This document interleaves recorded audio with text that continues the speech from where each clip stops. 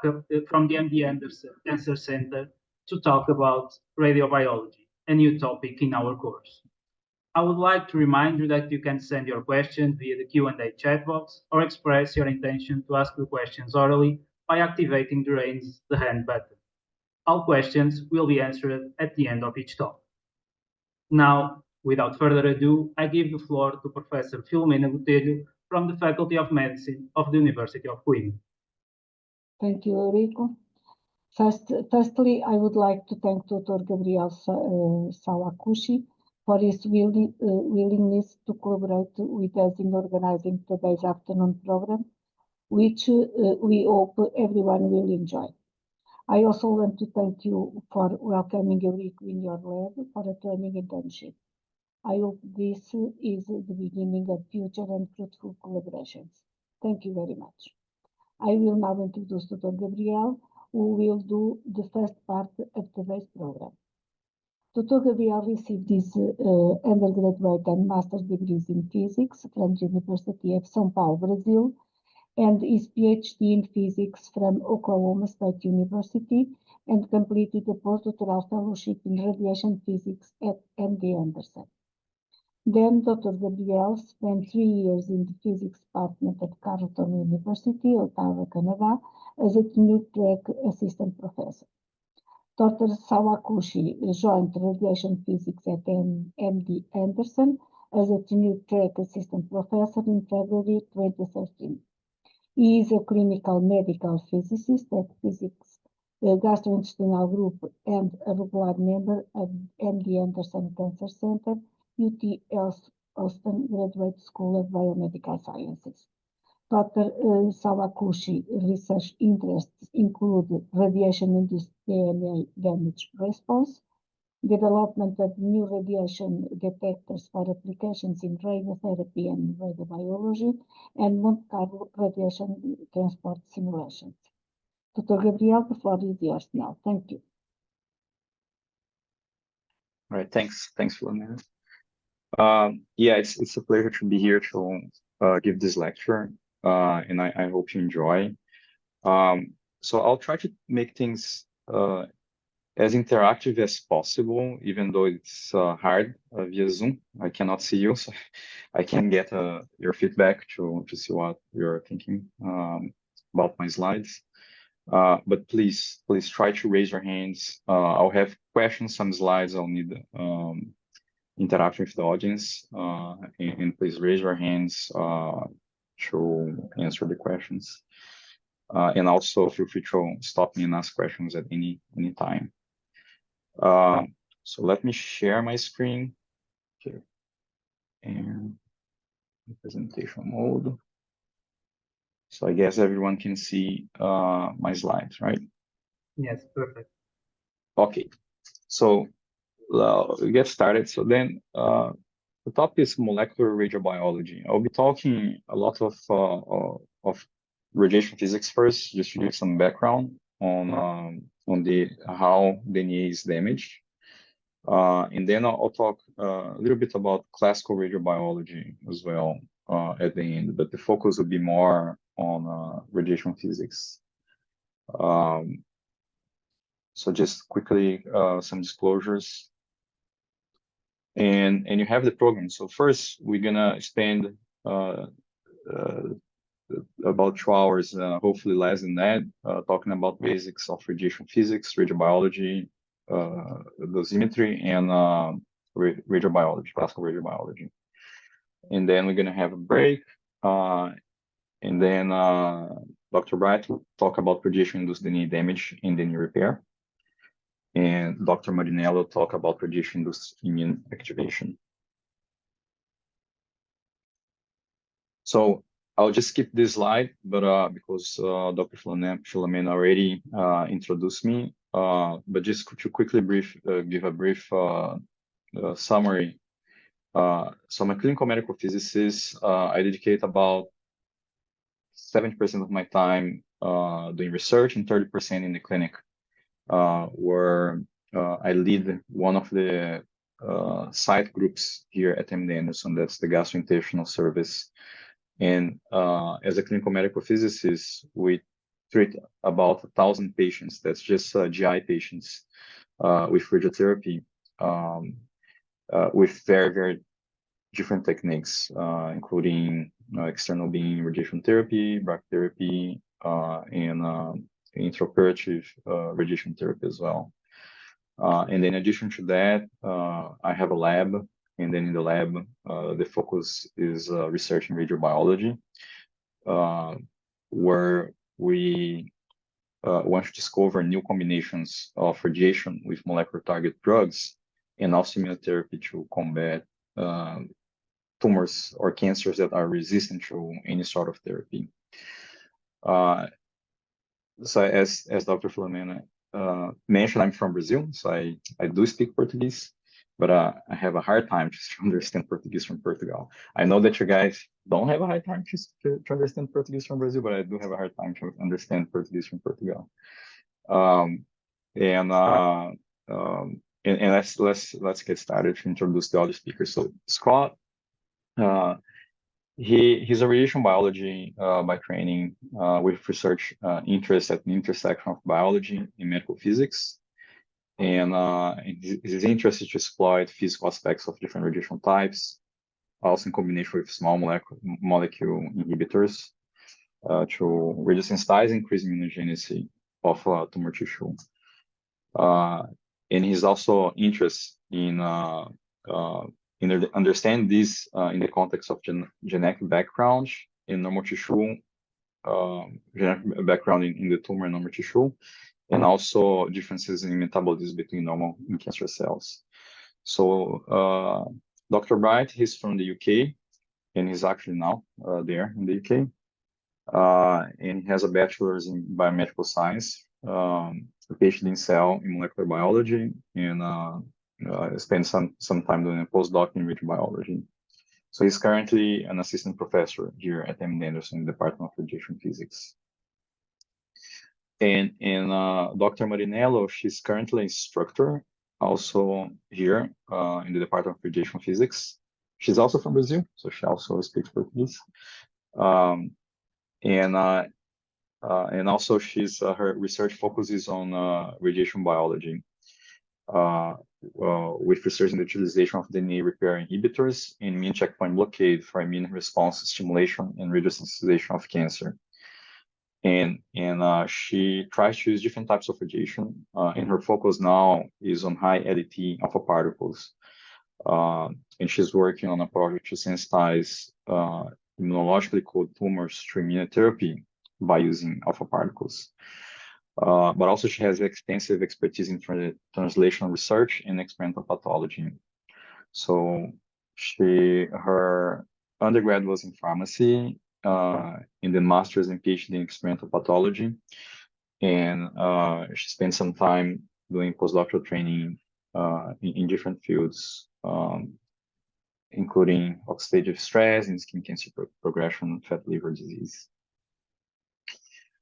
Right, so then we're gonna have a break, depending on the pace of things and how the audience is interacting. We might finish earlier. If we finish earlier, we're gonna have probably a break earlier, and then Dr. Bright and Marinello can start earlier, and we can finish earlier. Okay, so we're gonna, as I mentioned, we're gonna be talking about the base of radiation physics first, and that will be the main focus of this talk. And that is more or less intertwined with radiobiology dosimetry. So there's no separate talks between these two topics, no separate slides between these two topics. So I'll be discussing this in combination. And then I have several slides to talk a little bit about classical radiobiology. So radiation physics studies how ionizing radiation interacts with matter. And this lecture will mainly focus on radiotherapy applications. And the focus will be mainly on particle therapy. So radiation therapy comes in different forms of radiation. The most used type of radiation is photons. So if a patient is getting radiotherapy treatment, very likely that patient will receive photons or electrons.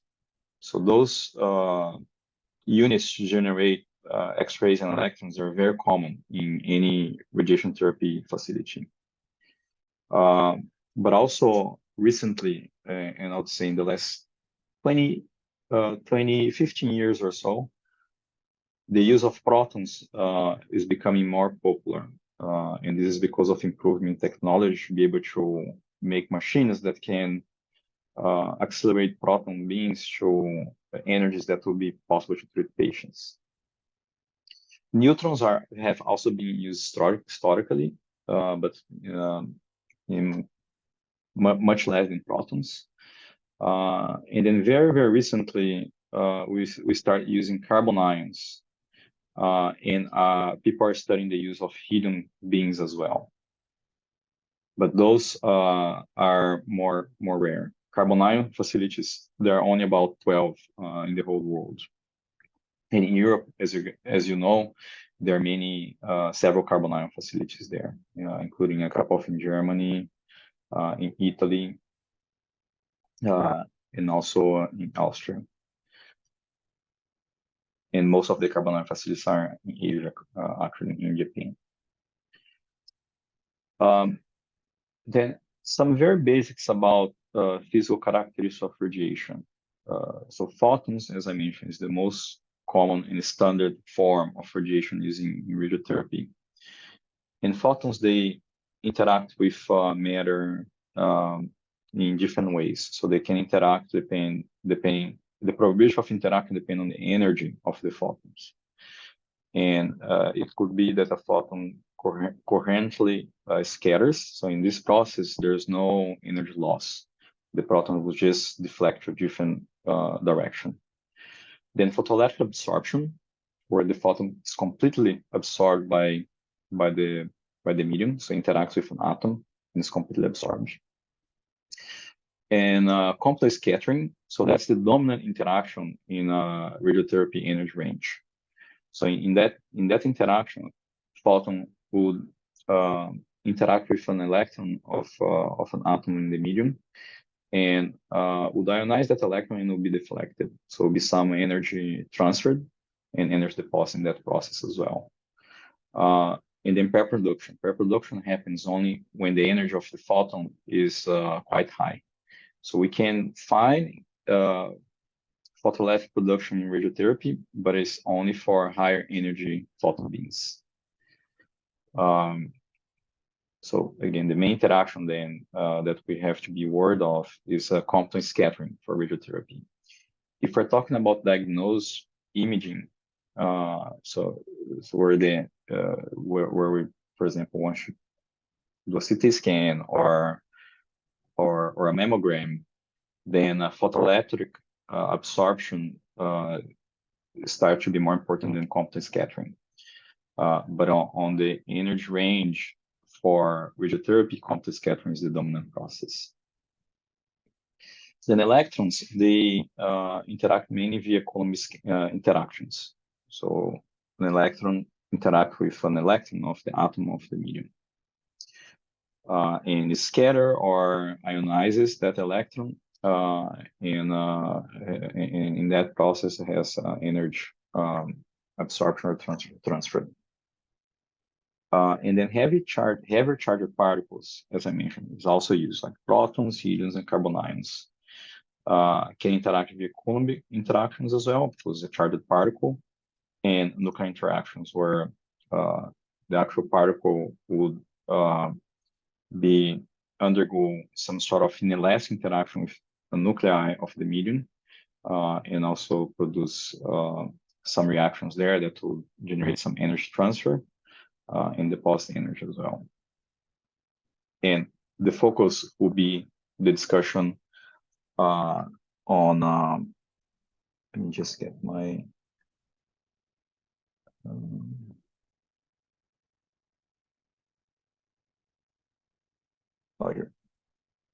my laser pointer. The focus will be discussing the physical interactions of heavy charged particles.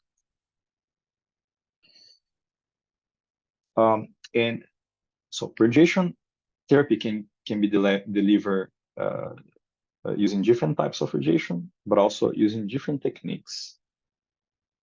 So the most standard way to deliver radiation is by using external beam radiation therapy, where you have a radiation beam that could be of protons, photons, electrons, or carbon ions.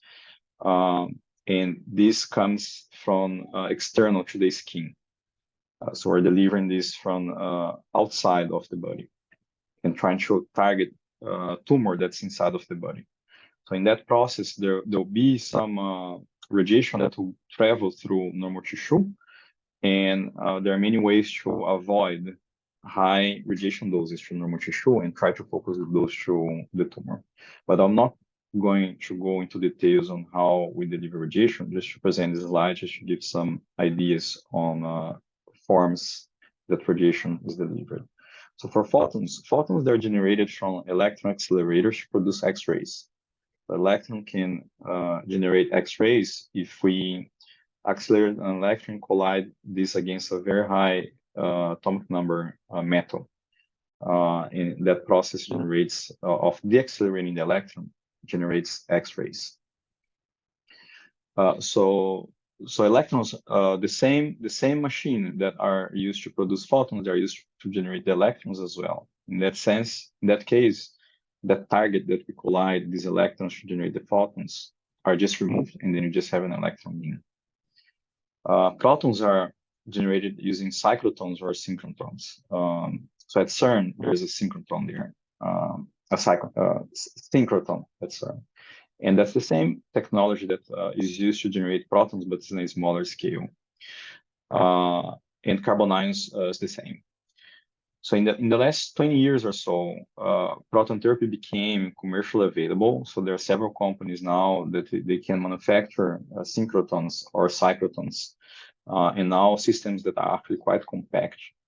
And because now this is commercially available, the technology became much cheaper, and many centers are now able to treat patients with protons, for example. Carbon ions, they're much more expensive than protons. But as of last month, I think there are over 120 centers treating patients with proton beams, and many in Europe, many in the US, and around the world. As I mentioned, carbon ions, they're more rare because it's much more costly to actually get carbon ion facility. And in terms of cost, this ranges in the range of about 200 million to be able to construct a facility that will have a carbon ion accelerator that can be used to treat patients. Also, we can deliver radiotherapy using radiopharmaceuticals. And in this case, radiopharmaceuticals are delivered systemically. And this is from radioactive elements that's created in nuclear reactors or cyclotrons. There are radiopharmaceuticals that are beta emitters.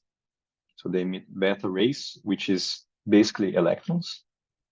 But the generation of the electron is not from an accelerator, it's from radioactive decay. OG electrons as well from OG decay, and OG electrons are very low energy electrons, and they deposit the energy very locally. Gamma rays and also alpha particles. And another way to deliver radiation is intratumorally, and also is from radioactive elements that's also created in reactors or in cyclotrons. And brachytherapy is you can either implant a seed in the tumor. So this seed is a source of radiation. Usually is a metal, where this metal is coated with a radioactive element. And these brachytherapy sources, they're usually of the size of a grain of rice. So they're very small, and you can implant them inside of the tumor, but also they are brachytherapy units where there's a tiny source that has a very high dose rate or a very high activity, where the source is on a cable, and you can deliver the source also intratumorally through catheters with this unit. So you can deliver the source through the cable that goes to the catheter that's inside of the tumor, and then you can retrieve the source after a certain dose of radiation. So there are many gamma emitters, but also there are some brachytherapy sources that are alpha emitters as well. Okay, so the first question to the audience. So some of you might be familiar with this, some of you might not. But this is a death dose distribution. Is how the dose, radiation dose, that's the y-axis, deposits energy as a function of depth in water.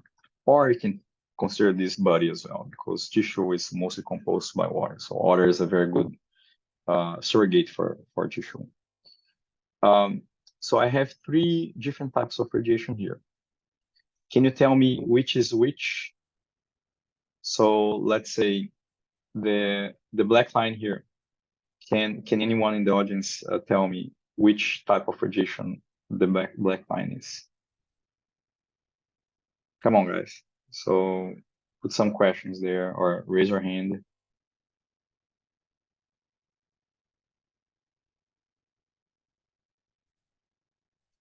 All right, I got one here, photons, that's right. So photons, they have a depth dose curve that first increases up to a maximum and then decreases almost exponentially as a function of depth.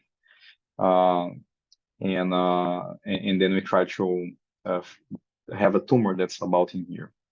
Okay, so then the dose is higher in normal tissue than at the tumor. But what we can do, we have many techniques where we can come up with beams in different directions where we minimize the dose in healthy tissue and maximize the dose in the tumor. What about the blue line? Again, put there in the chat. The blue is what?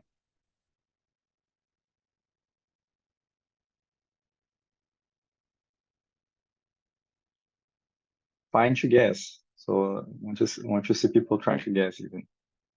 And then we're gonna at the end of this, I hope that I will be able to explain all these curves and these differences. So there's blue and red.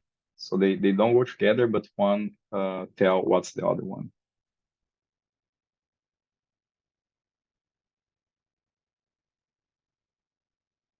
All right, I'll tell them. So the blue line is a proton, both particles, that's right, both particles. So the blue one is a proton beam, and the red one is a carbanion beam. Or one has a higher Z than the other one, a higher atomic number than the other one.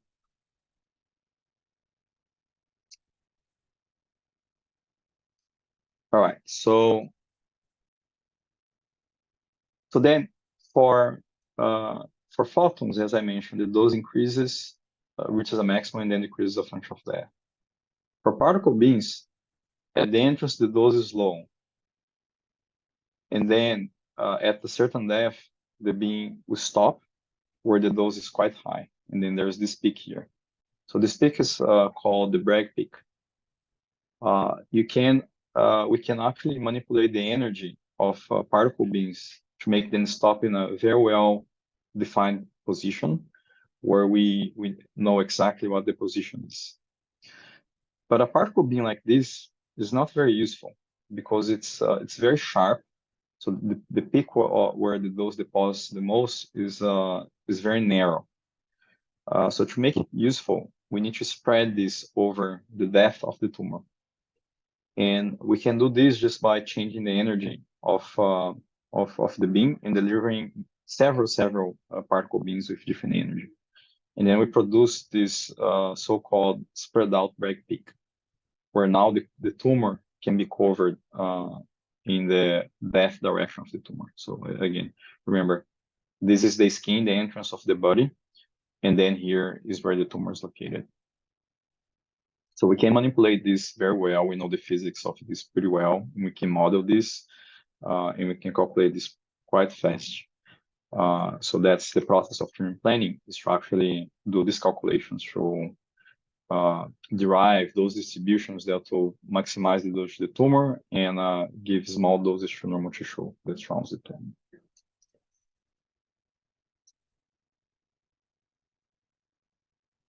And again, this is a carbon ion, and I'll explain the differences between carbon ion and protons later.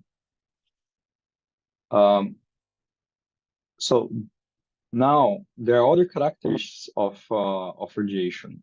We talked about those, and this is the depth dose distribution.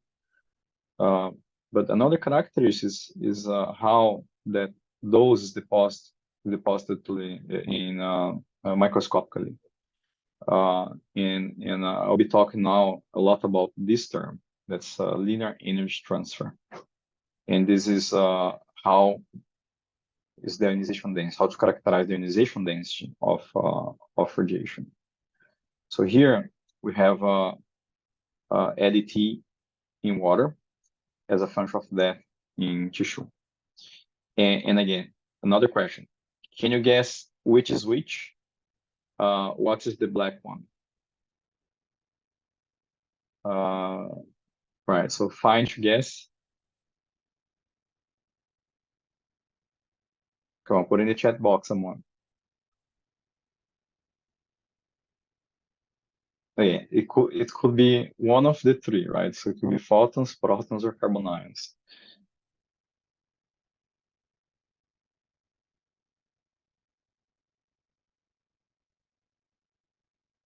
So one has constant LET, so constant ionization density. The other one changes as a function of depth and increases up to a maximum. And the other one has the same behavior, but it's on a higher scale.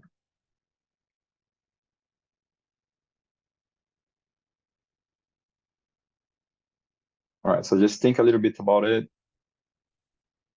And if I'm making, oh, there's someone here. Yes, so the black line is photons.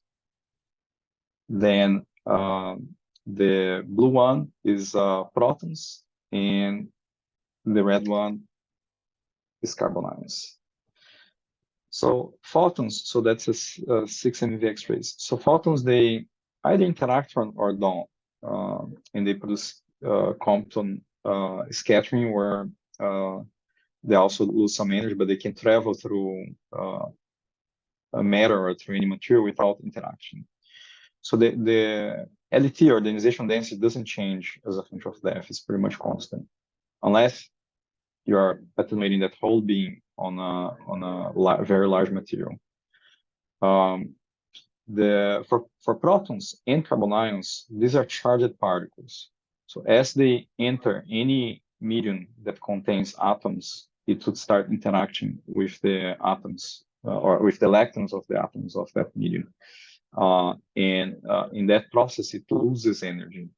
So then it slows down. So it starts with a very high energy or high speed, and then as a function of depth or as a function of interaction, it loses energy and then stops. So in this process of losing energy, the ionization density increases.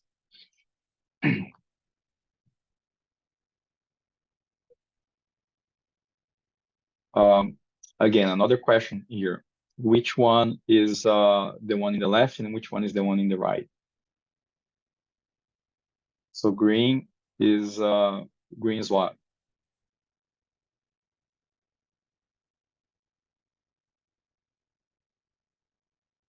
And I gave some hints before. Green's photons, that's right. And what about the blue, magenta blue?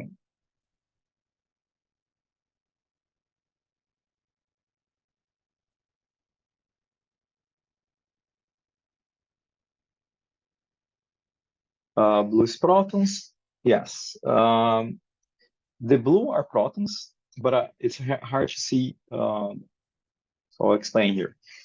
So the green is photons, because photons, they either interact or don't. So you see many photons that are going through without anything happening. Some of them interact and produces like a complex photon, that's a scattered photon. And you can see as well, at the point of interaction, it's very small here and hard to see, but you can see red. Red is an electron. Okay, so then in the process of a complex interaction or any interaction in the energy range of radiotherapy, you're going to generate an electron. The magenta here, that's hard to see because it's superimposed with the red, will be a carbon ion.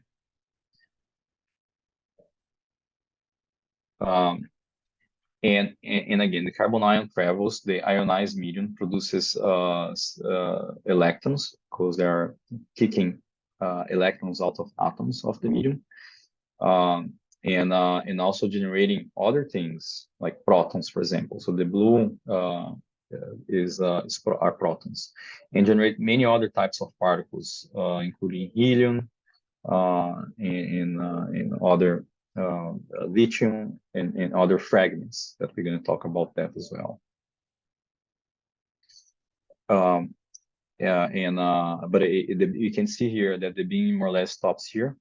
And then after the end of the range, it creates these other particles that deposit further from the end of the range. And this will become clear soon when I show some depth dose distribution of carbon ions again.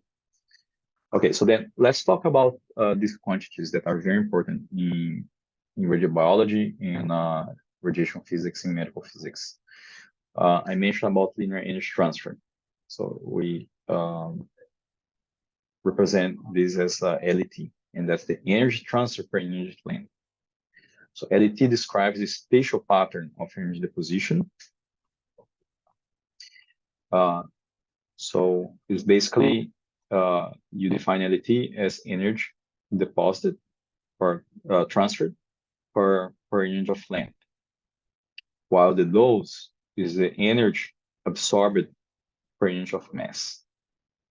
Okay, so then the dose describes how much energy is imparted in a small volume, while the LET describes more or less how that energy is deposited. So the units that we usually use for LET is so it's energy by length, and we represent usually in kV per micrometer. But we also see sometimes EV per nanometer that's equivalent.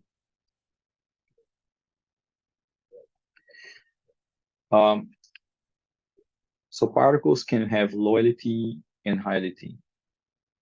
So if we look at microscopically, this is representing illustration of tracks of particles with low LET. So the ionization density is low for low LET. So then the events of energy deposition happens in a more scattered, sparsely way. Where high LET, they're very dense. So the ionization density is very high.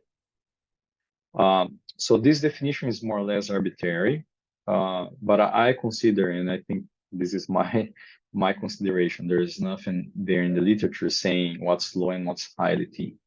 But I'll consider low LET below 2 kV per micron. And this is a clinical X-rays. So clinical X-rays, they have an LET of about 0.4 kV per micron. High energy protons. So at the entrance of the body, a high energy proton have a LET of about 0.6 to 2 kV per micron. And then high LET, I would say that's something above 2 or even more, or higher LET. And protons at the tumor have an LET of about 5 to 12, carbon ions 13 to 90. So 13 will be at the entrance and 9 should be in the tumor. And alpha particles are high LET, and they have a LET of about over 90 kV per micron. So the alpha particles are by definition high LT because they have low energy. Okay, so then we talked about ionization density. And again, I have another question here. And let's see if we can guess which sort of radiation are these ones here. Okay, so let's start with this one here. Okay, so this just to explain more or less what this figure is. So this is a micrograph of a cell. This is the nucleus of the cell, just to give some idea of the dimensions that we're looking at here. And these are tracks, simulated tracks of different types of radiation. So let's start with this one here. So this one we see that's very high ionization density. So that's one of the characteristics of this track, and very straight as well. So can someone guess what is that?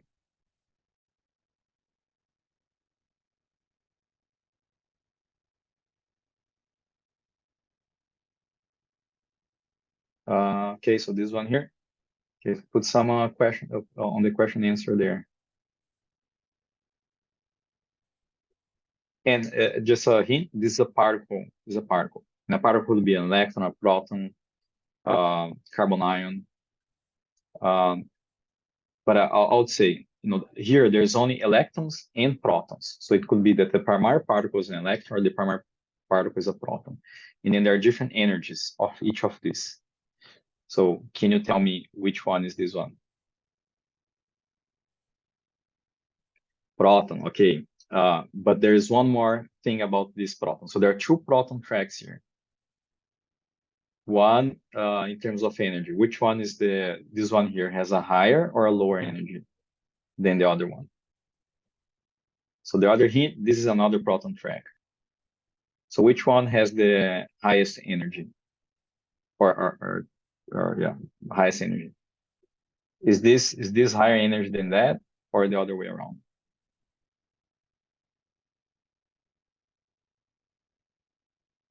Okay, so I'll tell you, this is a proton with a low energy compared to this track here. So this is a high energy proton, and we're gonna go over why. But again, the energy ionization density. Yes, okay, got the answer here. So the ionization density decreases as the energy increases. So lower energy, more ionization density. So there's more probability of interaction as a function of path length. So because the particle is lower. What about those tracks here? So those are very scattered, and here you can see that the proton track, they're pretty straight. They're pretty straight. They don't deflect. So these ones here, they deflect a lot. So you see that it's very curvy, and this is still the primary particle traveling. So what do you think that this is? So if this was proton, I said it was proton electrons, so this must be electrons, right? But what we can see here, this is a lower energy electron and this is a higher energy electron because of the ionization density. Oh, I don't have the answer here. Oh, there. Yeah, so this is it's a delta electron from a proton as well, so that we can see a proton, as I mentioned, interacts with the medium and can kick out an electron from an atom that's we call ionization, and that electron now have a kinetic energy that can travel and also deposit energy. And we call that a secondary electron or a delta electron. And as I mentioned, this is a high energy electron. So you see that the ionization density is quite low. And it is a low energy electron, where the ionization density is much higher than in the high energy electron case. So this is to show similar simulations as well of charged particle interactions. One is representing a carbon ion with high energy, so low LET, compared to a carbon ion with a higher energy, lower energy, sorry, and higher LT, where we see that the production of secondary electrons is different. So this compared to this, so this ionization is much higher. So it produces much more secondary electrons than in the case of low LT particle.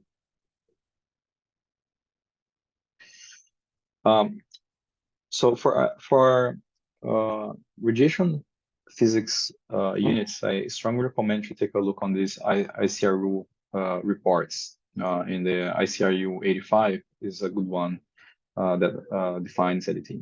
But I strongly recommend everyone to have that as one of our references on one of our folders to always search for the definitions of radiation quantities. So we talked about LT, but one quantity that's of interest that's end up being for the energies that are using radiotherapy, the value of the unit is the same as mass stopping power. So mass stopping power and LT, they're basically have the same value for the energies that are interesting in radiation therapy. So the stopping power of a material for charged particles of a given type and energy is the quotient of the energy deposit and the path length. So where dE is the mean energy loss, okay, energy deposit, energy loss, but by a charged particle traversing a distance dl. And rho here is just the density. So this is just normalized by the density of the material. While the LT, or we can also sometimes see restricted linear electron stopping power, that's represented by L with a delta, is of a charged particle of a given type and energy, is the quotient of the dE delta by dL, where dE delta is the mean energy lost by the charged particles due to electronic interactions only. Okay, so stopping power includes electronic and nuclear interactions, but the LT includes only electronic interaction in traversing a distance dl. And also, if we're talking about restricted LT, we have to minus the mean sum of kinetic energies in excess of energy that we define. So we can define LT as L with 100, where delta means 100 means 100 EV. So we're only accounting for the energy transfers that happens with electrons that have energies above that threshold. And again, unrestricted stopping power, when this is infinite, is approximately equal to stopping power for particle therapy energies. So we can use the formulas of stopping power to calculate LT. So some important notes on LT. We already went over this. LT is representing units of energy per length. And if we represent in these units energy per length, we must specify the material. So we say LT in water, or if the radiation is, the medium is aluminum, we have to say LT in aluminum. Otherwise, will be incomplete the unit. The quantity will be incomplete, not the quantity will be incomplete. But also, alternatively, we can present the LT per unit of mass density. That's similar to mass stopping power. In this case, the unit is energy length squared divided by the mass, unit of mass. And in this case, one of common ways to represent is MeV per centimeter squared divided by grams. And in this case, we don't need to specify the material because it's already normalized by it. In radiation physics applied to radiation therapy, we usually skip including that LT is in water, but we always use this unit here. And it's implied that's in water because tissue is a very good surrogate for water. But strictly speaking, that's not right. We always have to specify LET in water or LET in muscle, LET in bone, because the quantity, the value of it will be different if the density is different.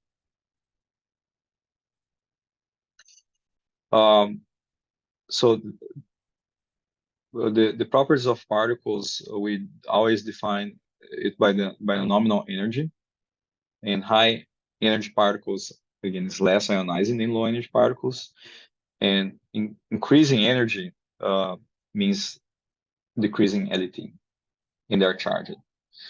We're going to talk a little bit about microdosimetry, and LET is not a microdosimetric quantity. We're going to go over this later. So then let's now go a little bit more in depth in the physics, and talk a little bit of electron stop collisions versus nuclear collisions. So as I mentioned, charged particles, they interact mainly via electron collisions. So they enter a medium and they are charged, and they're going to see a bunch of electrons in the medium that is also charged. So they're going to interact that way. And most of the energy lost in a charged particle interaction is by these electron collisions. So when it collides electronically with another electron of the medium, two things can happen. One, can transfer enough energy to ionize that electron that's on an atom of the medium, or can also excite that atom. So can move that electron to a different energy state where there's also some energy transfer there. So to calculate the stopping power, or LET, in this case, electron stopping power, there is this formula here. Again, you can go to this report, and don't need to give details, but the only things that we need to be aware in this formula is that depends on beta squared. So beta squared is the ratio of particle speed to the speed of light. So basically, beta is the speed of the particle to the square. And also depends on the atomic number of the particle, that's the particle beam. So if this is protons, this is just one. If it's carbon ions, that will be 6. So depends on and this gives us insight of why the ionization density decreases as the energy increases. So the stopping power decreases as the energy increases. So as the speed goes, energy increasing means speed increases. As the speed is higher, because it's inversely proportional to the speed square, the stopping power decreases. And this is also intuitive because if a particle is faster, the probability of interaction will be lower than if a particle is very slow in the medium to interact with the electrons. And this is a representation of a proton beam where this is looking in a 2-dimension, where the gray scale represents the dose. So the higher the intensity, the higher the dose. So we can see that the particles, they start in the deposit dose, and then at the end of the range, they have the Bragg peak here. So the point of maximum dose. And in this process, there are ionizations and excitations happening, and that's why the particle is slowing down and depositing more and more energy, and then it stops. Okay, so then some typical LET of different types of particles, LET in water, and ranges as well of the particles. So a cobalt 60, that's a gamma rays, I have an LET of about 0.2 keV per micron. So this is this energy here, 250 kVp X-rays. So these are X-ray generators that are very common in radiobiology labs. So the LET of 250 kVp X-ray is about 2 kV per micron. A 10 MeV proton has an LET of about 4.6 kV per micron. And this is a typical energy found within a tumor volume. The range in water of that proton is 0.12 centimeters. A 150 MeV proton, that's a beam that's commonly used to treat patients. So then before it enters the body, the LET will be 0.5 kV per micron. And the range in water will be about 15.6. And that's why we need to have a high energy proton to be able to reach a depth of about 15 cm inside of the body to be able to target the tumor that's inside of the body. So if we use a very low energy proton, the beam stop at the skin. Helium ions at the entrance, so high energy, and this represented by not the absolute energy, but the energy normalized by the nucleon number, so atomic mass of the particle. So in this case, helium has an atomic mass of about 4. So the actual energy of this being here is 150 times 4, so 600 MeV or 150 MeV per nucleon. And that's the common unit way that we use to represent energies of particle beams. So LET in water is about 2.2, and the range is about 15.7 as well. So that's a typical energy of a helium beam if we were to use for treating patients. And at the tumor, so again, the beam will slow down, and at the tumor, the average energy will be about 10 MeV, where the LET in water will be about 18.5, in range about 0.12. And carbon ions, as we went through, the LET is about 100 at the tumor, and at the entrance about 13 kV per micron. And alpha particles, so typically alpha particles will have energy between anywhere between 2.5 to 5 MeV per MeV. And of a 2.5 MeV alpha particle has an LET of about 130 kV per micron, and a range of about 0.016 centimeters. So it's very, very short range. So I want to spend some time in here just to highlight the challenges of doing experiments or also measuring the dose for particles that have very low energy. So as you can see, the range of these particles are quite low. In this case here, the range of this alpha 2.5 MeV alpha particle is only about 16 microns. And then 16 microns is about the thickness of a cell. And in that process, that's the maximum, that's the energy that would stop. So at 16, it would stop, which means at 16, the energies will be pretty low. So to do any experiments with alpha particles, or even with low energy particle beams, we need to be extremely careful to not get partial volume radiation of the cells, for example, and to have ways to be able to measure or calculate the doses so we know the doses. Otherwise, the experience might have confounding factors. In the case of alpha particles, it's so tricky that if an alpha particle has a range that's within the thickness of a cell, and as we know, different types of cells, they have different thickness or different sizes of the diameters of the nucleus, then we have to be very careful. We have to really understand our system, our biological system, to understand the results. Because in one case, these alpha particles will travel through the whole nucleus of the cell. In the other case, that the cell has a bigger nucleus, it might stop in the middle. So have some partial volume radiation there as well. So we have to be very, very careful in choosing the right cell models to use, but also the conditions that we're gonna do the experiments there. So we've been spending a lot of time in the lab to understand this because we're doing a lot of research in alpha particles currently. So then we talked about things in the perfect scenario where the beams are completely monoenergetic. There's only one energy there. In that case, we're going to have just one LET. But what happens is that in the real world, beams are not monoenergetic.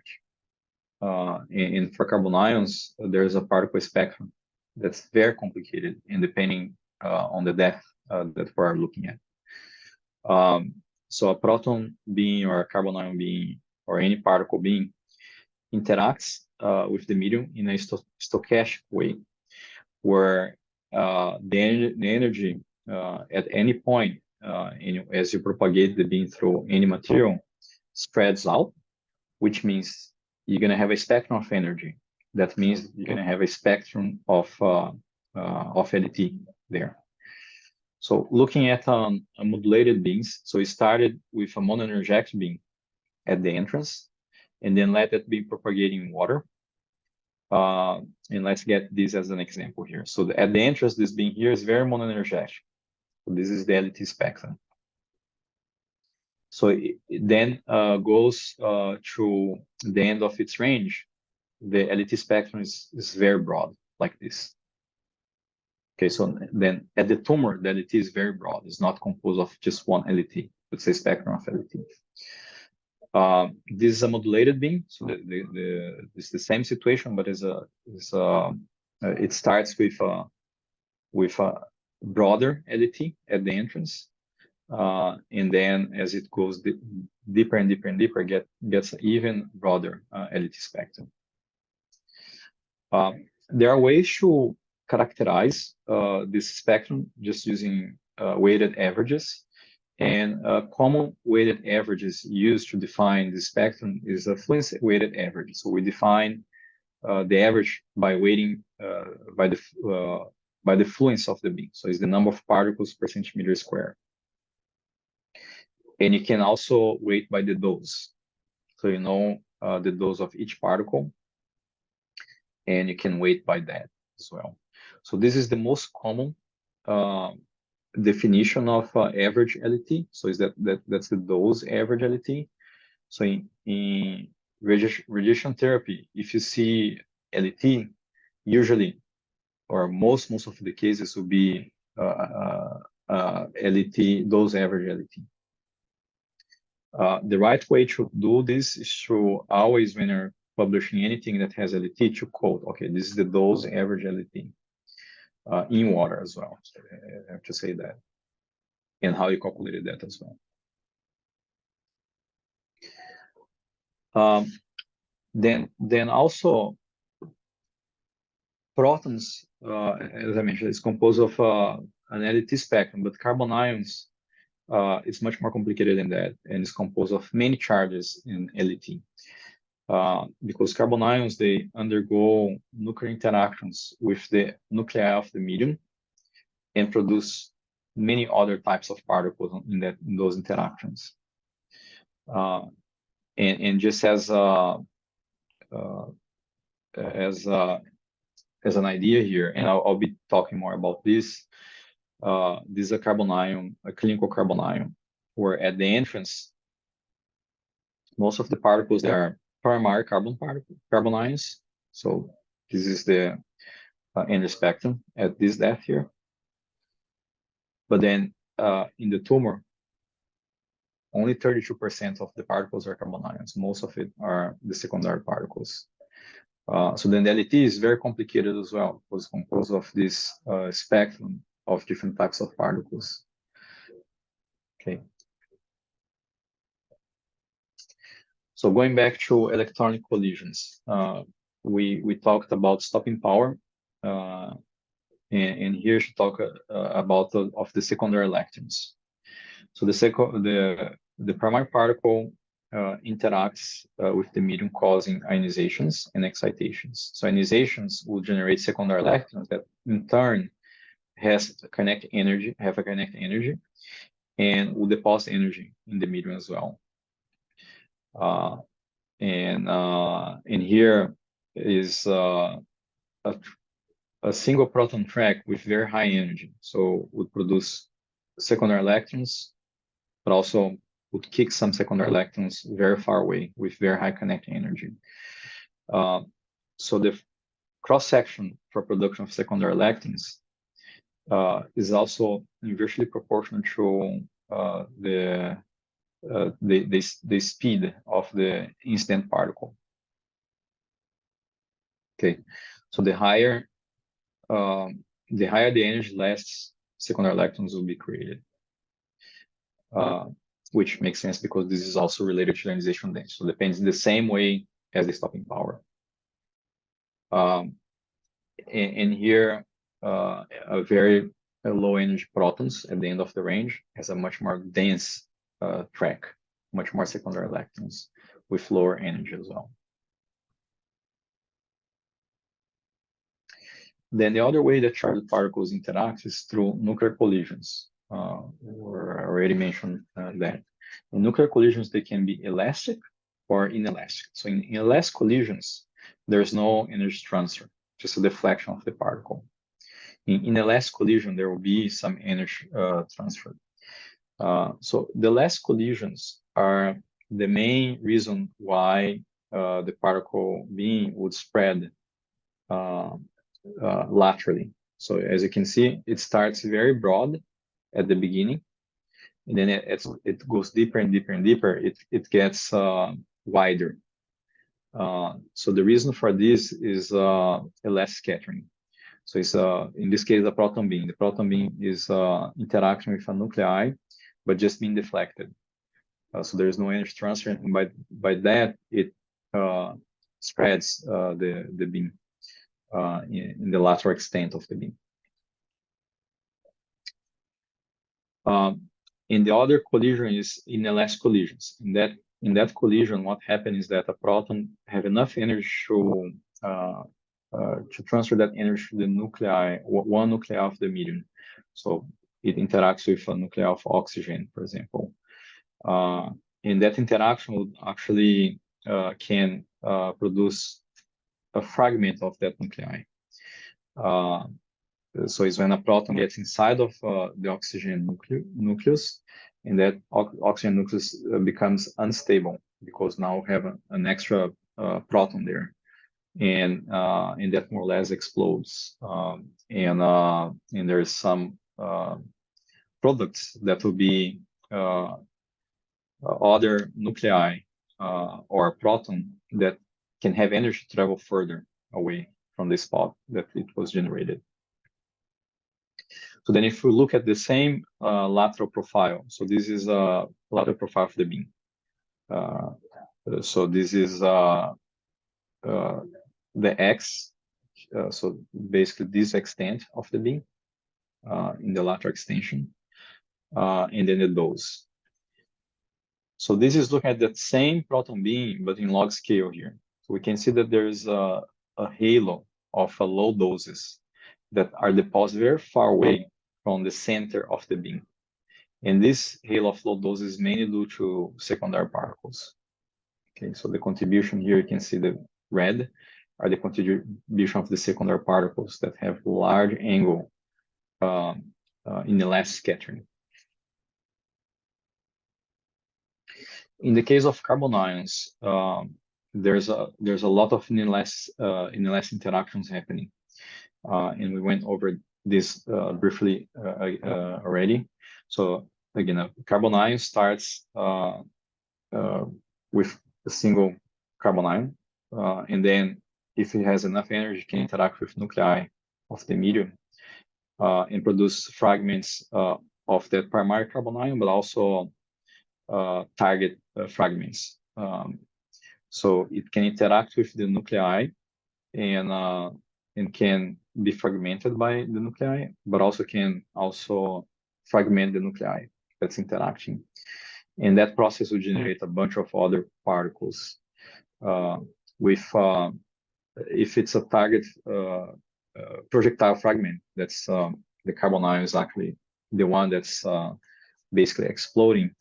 You can generate other particles or other ions from Z down to protons and neutrons as well. And at the tumor, so this is the LT spectrum at the tumor. Again, most of the particles, they are protons because of these nuclear fragmentations that happens. So then In the context of radiobiology, this becomes like very complex problem because we not only have to understand how a cell, individual cell is killed by one type of LET and particle, but is a different, is a very complex spectrum of particles in LET that a single cell might be receiving. So the biological effect is quite complicated to understand.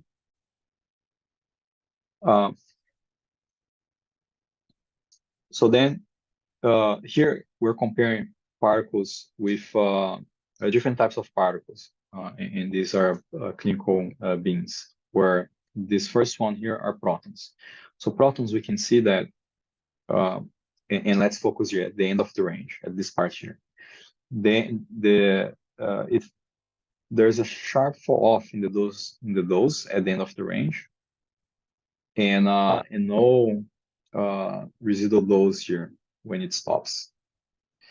For helium, the same. There's a very sharp fall off that's even sharper than protons, and at the end of the range, there's nothing here. But for carbon ions and even higher Z for oxygen, we see this tail here. And this tail is mainly generated by these nuclear interactions that will generate these protons, many protons and neutrons that can carry the energy further than from where the primary beam stops. So the primary carbon ion beam stops here. And after here, there's no more carbon ions, but there are protons with high energy that are created through these nuclear interactions that can travel further. But also it produces a lot of neutrons. And neutrons, they are neutral charges, neutral particles like photons. So they can also travel through media in different for long distances. In neutrons, they can always collide with a hydrogen atom in the medium and create a hydrogen recoil or a proton recoil that can in turn deposit energy as well. And this is the cause of this tail of those that goes beyond the range of the carbon ion. So these are sort of the same plots comparing carbon ions with protons to see this halo of doses. So this is the center of the beam, is at the x-axis, and here's where the beam stops. And this is the lateral extent of the beam log scale. And you can see that the carbon ion, the halo is much higher. And just to summarize, and this is a very nice way to show this, how this halo affects the lateral extent of the beam. So this is in this publication from a group from Heidelberg, which is a pretty nice publication to look, and I have other plots on that's from that publication as well. But in here they show how different particles with different Z, so protons, helium, carbon ions, and oxygen, how the beam is shaped by the lateral penumbra, so the lateral profile of the beam. So that's half of the lateral profile of the beam. And as you can see, protons, they have a much higher, much broader or less sharper lateral penumbra, we call, compared to the other particles. And if you try to take a radiography of using a proton beam versus a carbon ion or an oxygen, you can see much sharper images with one or the other.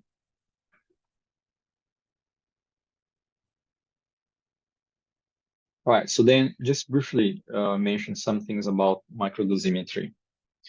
And now we can better understand this because we went through many things on radiation physics. So these are actually measured proton tracks or carbon ion tracks using fluorescence nuclear track detectors. Let me see how I can, okay, play this video here. So these are, the detectors is perpendicular to the beam direction. So each of these spots, they are a proton track. Okay, so the red means higher dose compared to the blue. So at the center of a track, you can see that the doses are quite high. Then as you travel far away, the doses decrease. And then you can see these fuzzy lines that looks like snakes. They're delta rays or secondary electrons. So a proton is creating a secondary electron, and the electron is traveling as well. And you can see here, this looks like a shooting star, is a secondary proton particle that's from an inelastic scattering, for example.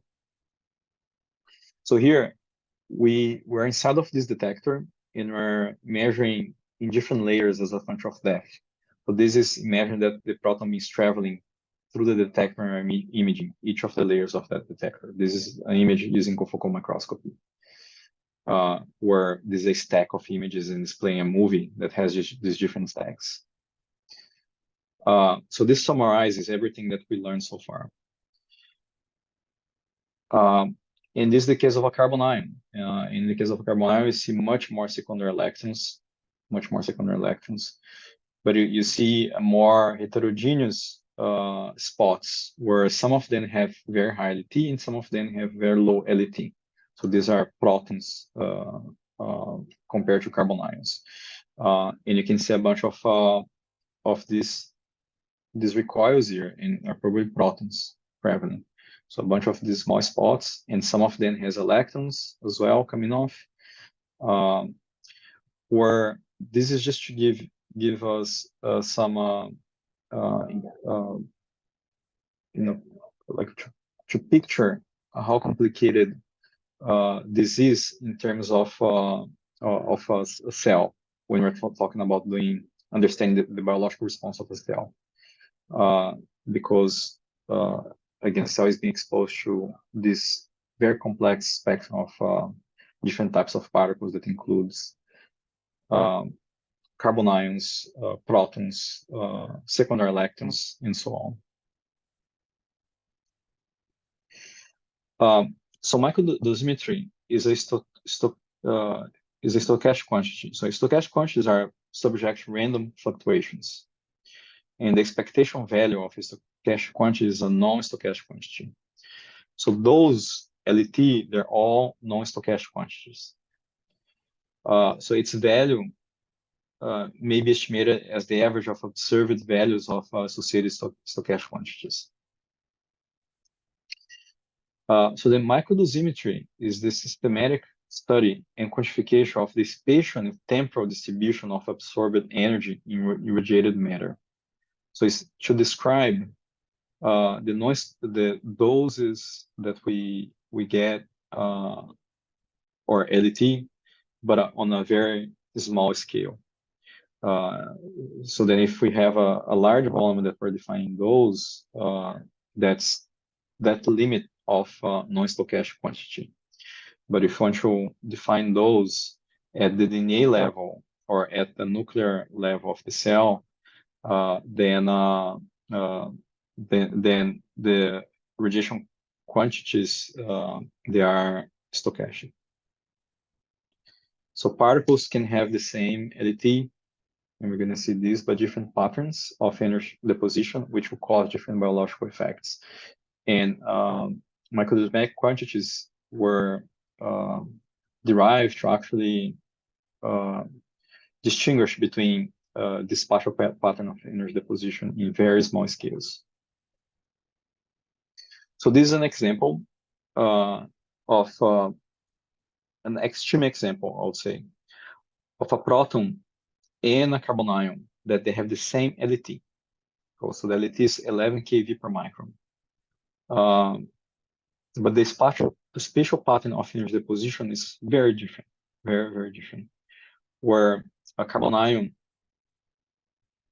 deposit, so if you integrate this over infinity here, you get 2 layers here to get the path length, and integrate this over infinity in the lateral extent of the beam, we're going to get the same LET. But if you go very close to the track, the spatial pattern of energy deposition is very, very different for both of them. In terms of the proton, for protons, they're much more condensed compared to carbon ions. So then this proton being here with the same LET as carbon ions generates different biological effects because the probability of interaction with a DNA molecule here, in the case of protons, will be much higher than a carbonyl.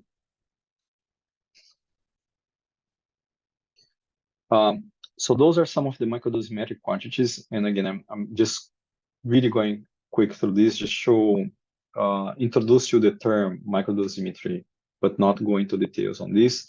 And for the ones that want to go more in depth into this, I strongly recommend taking a look on the ICIU report 85. And there is also ICIU report that's just focused on microdosimetry.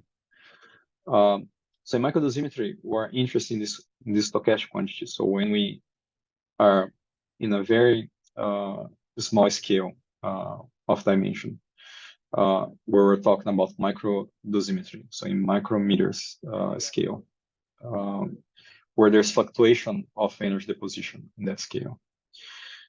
So one term that we hear is energy imparted, where E, that's the energy imparted, in a given volume is the sum of energy deposits in the same volume. So you get a very small volume and just add the energy deposits or energy imparted in this, and then you sample this throughout your volume, and then you're gonna get like a plot of a probability plot, density probability plot of energy imparted, and that with that spectrum, then you can calculate many quantities. And the other one, so this is the cousin or sister of those for microdosimetric quantities. That's the specific energy. Sorry, the specific energy is the cousin of those. So if we integrate this over a large volume, then this is just the absorbed dose. Then the linear energy is the microdosimetric quantity that describes that's a cousin of the LET. So again, this is the energy imparted per unit of length when you sample in a very small volume. Then if you get that probability function, then you integrate that over infinity, you're gonna get the LET.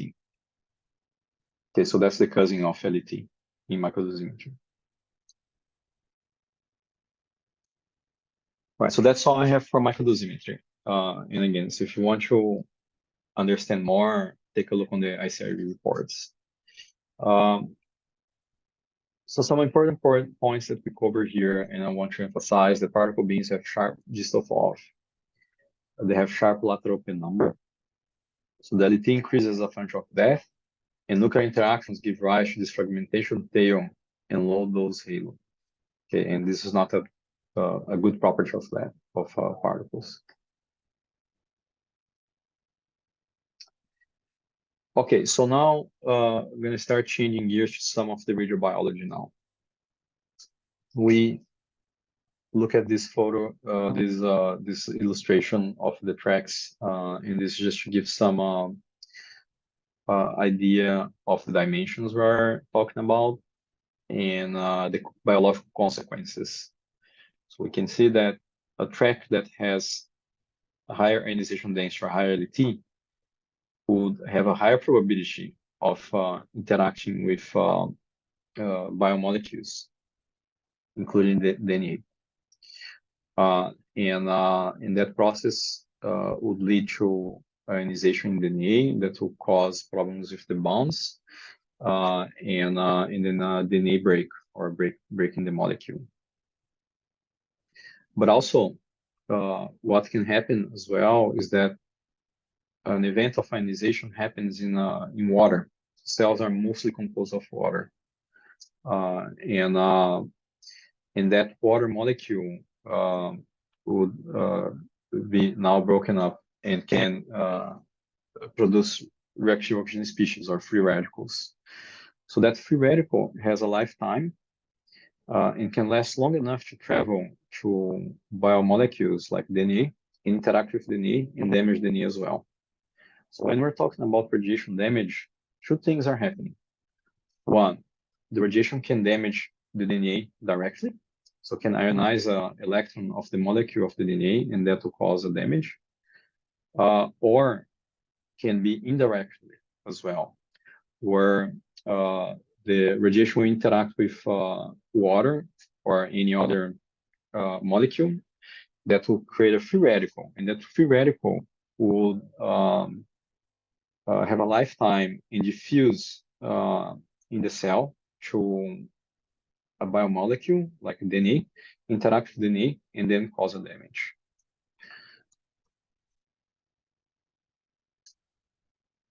Okay, so then as I mentioned, ionized radiation can induce DNA damage, but also not only DNA damage, but damage to all other subcellular structures.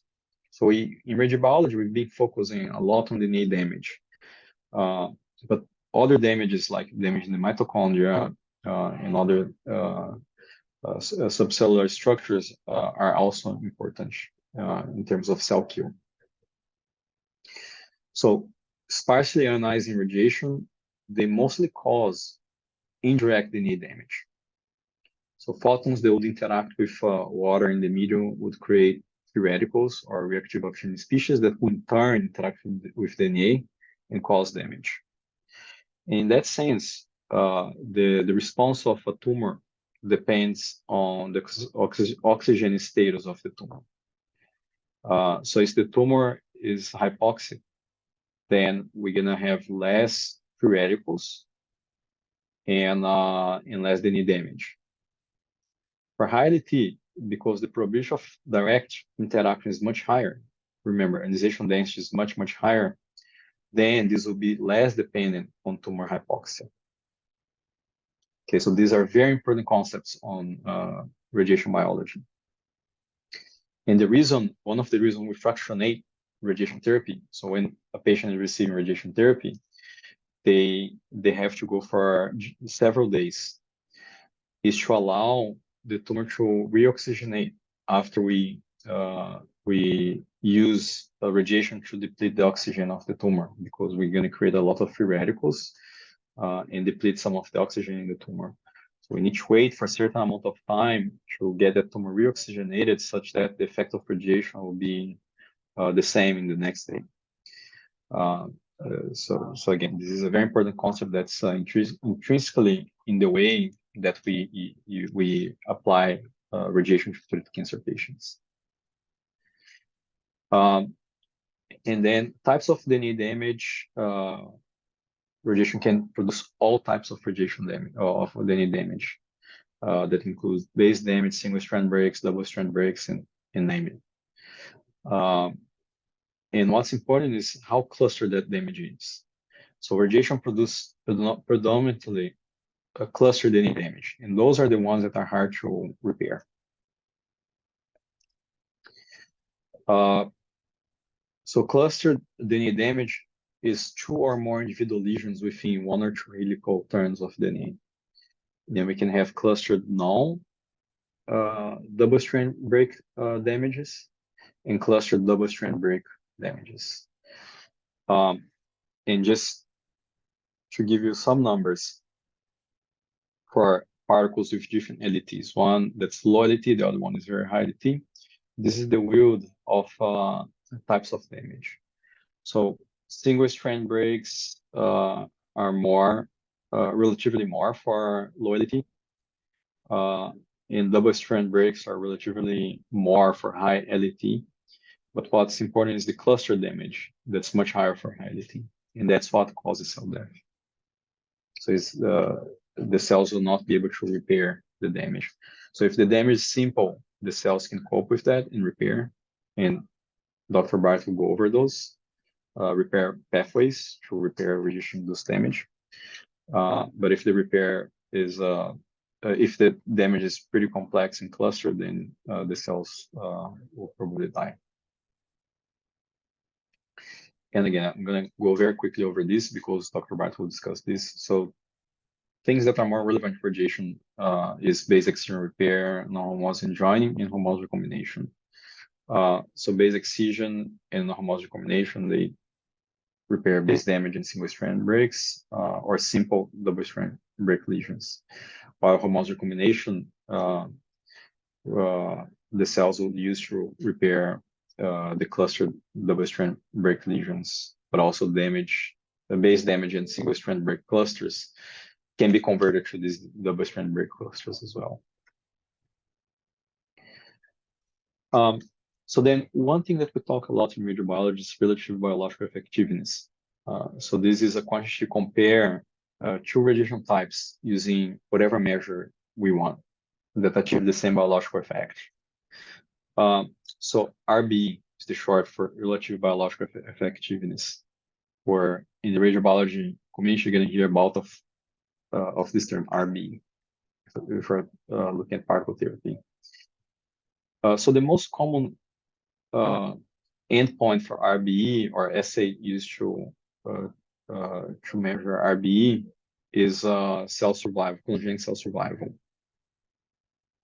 where we seed single cells and then expose them, and after expose, we wait to see if they were killed or if they're gonna form colonies.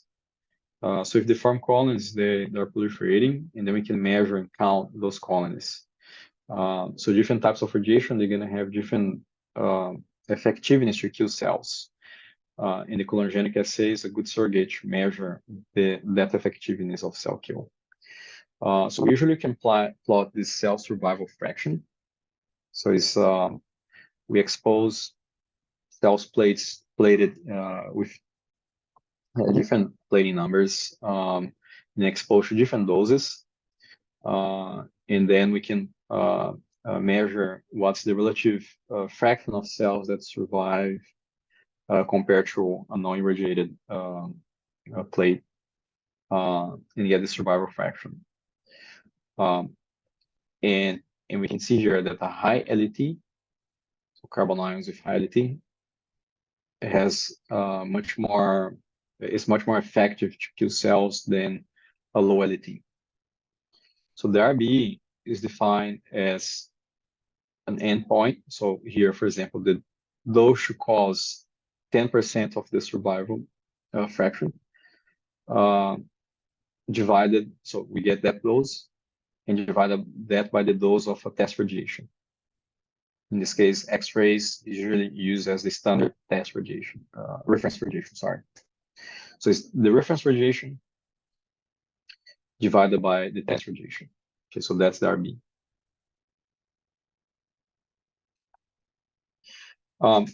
So several of my slides now, we have this reference here. So this is a very good radiobiology book, and it's actually the Bible of radiobiology. I strongly recommend everyone to have this in hand if you're doing any sort of radiation biology research. So RB might be defined for different endpoints. So in vitro clonogenic cell survival is the standard way. And for clonogenic cell survival, we can define RB using different levels of the survival curve. So you can define for the 10% survival fraction or 50%, or anything that depends on what you're interested in. But also can be the need double-strand breaks, chromosome aberrations, mutations, foci formation, micronuclei formation, whatever you want. You just need to define, be clear about your endpoint. And in vivo also, there are many ways to do it. In vivo is usually done for amorticial toxicity, and jejunal cryptid regeneration in mice is one of the ways that the literature cites a lot. So RB depends on, as we saw, the LET, so the ionization density, but also depends on the dose, depends on the fractionation, and depends on the cell biology as well. So here is the LET dependence of RB. So as the RB LET increases, the RB increases. And these other two plots represents how different cell lines. So here is all lung cancer cell lines. They're exposed to the same LET, the same beam, but they have a very different variation. So which means that there is RB dependence on the mutations of a particular cell. And this is shown by this figure here, where this is so Dr. Bart's publication actually. This is a cell with isogenic pair where they were genetically engineered to knock down or knock out a very specific gene that's involved in DNA repair. And by doing that, everything is the same in the cell in terms of the genotype, but this very specific DNA repair protein. So we can just manipulate RBE just by knocking down or making a very specific mutation in the cell. So just to show that it depends on mutations as well, or the genotype of the cell.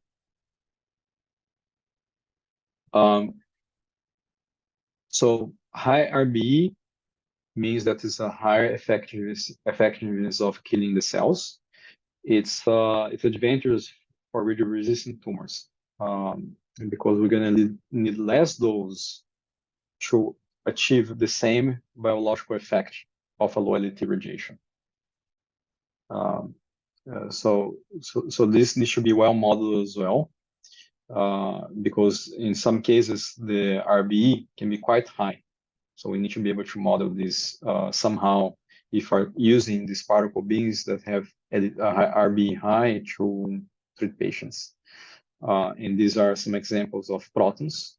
So this is parallel pulse beams. So this is you can think that's the lateral profile of the beam within the tumor, where protons, the difference between protons, the actual dose of protons and the RBE weighted dose for protons, that difference is much lower than if you compare carbon ions.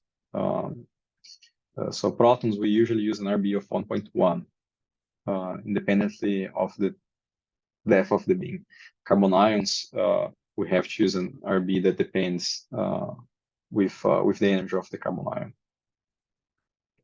But take-home message here is that so RBE is advantageous for resistant tumors. It's less dependent on cell cycle, but has some dependence for high RBE.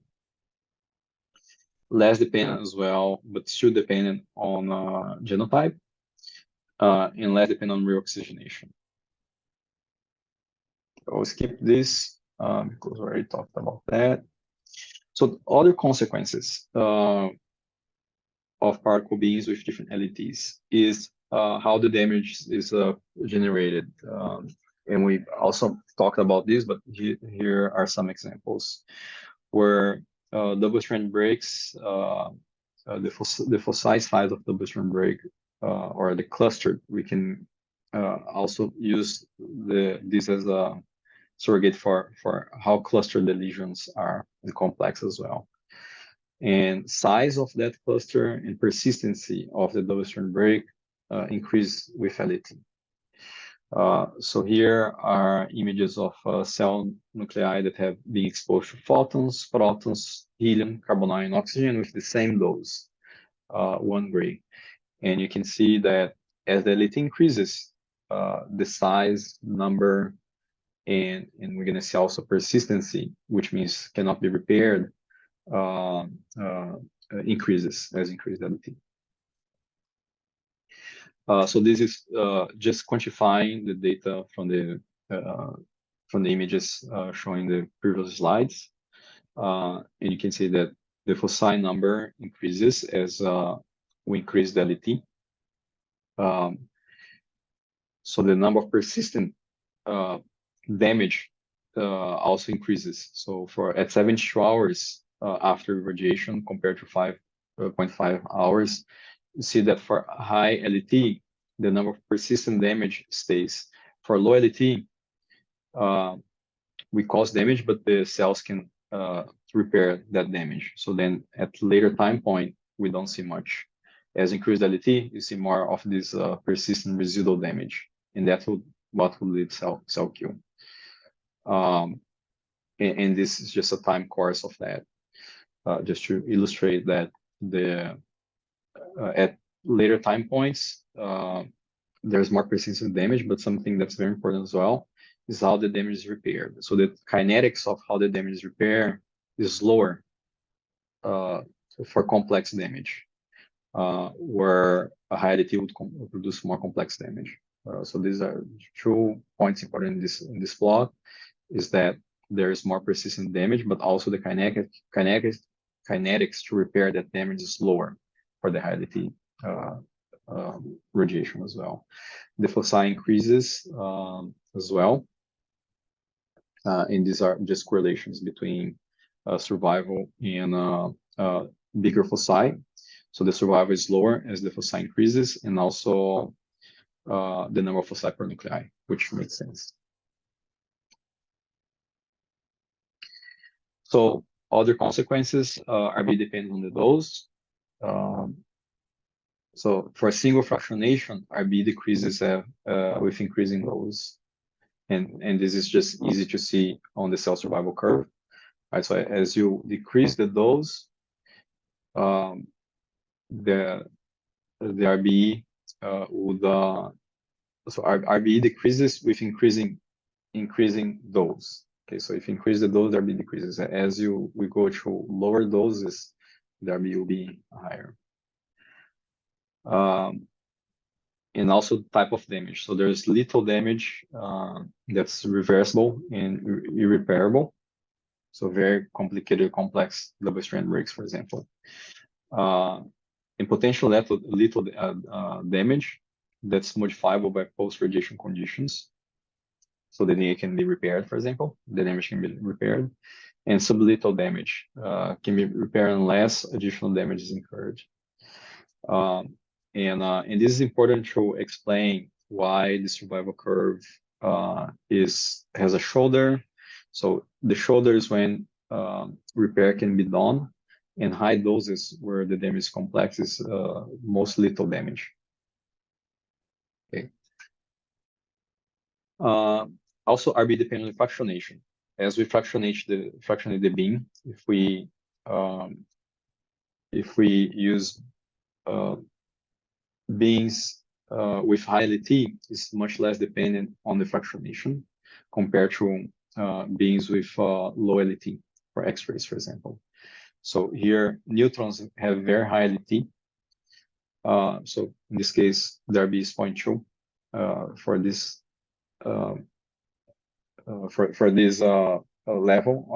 survival level, compared to RB of 1.5 when it's not fractionated.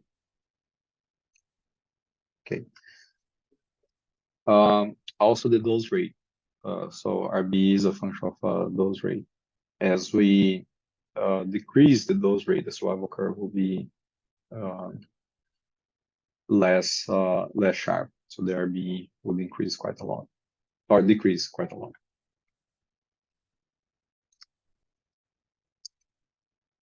And we talked about this. RB is a function of cell type because of mutations. So then for cancers where there are several different types of mutations, even within the same tumor, we expect to have different responses of different clones of tumor cells. So the tumor, again, is very heterogeneous in terms of mutations. And then each individual cell respond differently to radiation because of those mutations. So then the RBE is different as well. And we talked about LT quite a lot as well. So I skip this, but what I want to show is that this plot here, where the RBE increases as a function of death up to a certain maximum that is usually around 100 kV per micron, but this also depends on the cell line and depends on the type of radiation that we're using. So if you compare photons against compare protons against carbon ions against oxygen, that peak will be also a little bit shift towards higher or lower LT. And the explanation for that, where people are still investigating this, is that for an LT of about 100 kV per micron, the distance between the probability of ionization happening between two ionization events is the distance between these two ionization events is about the length of a DNA molecule. So it's about 2 nanometers. The distance between the average distance between two ionization events. So then if we have an NDT that's higher than that, we just waste energy. So we're putting energy there that's not needed to kill the cell because you're already damaging the more you can, the most you can. So this is just a waste of energy that in the sense we are putting those, but are not getting anything out of it. So then you start seeing decreasing RB.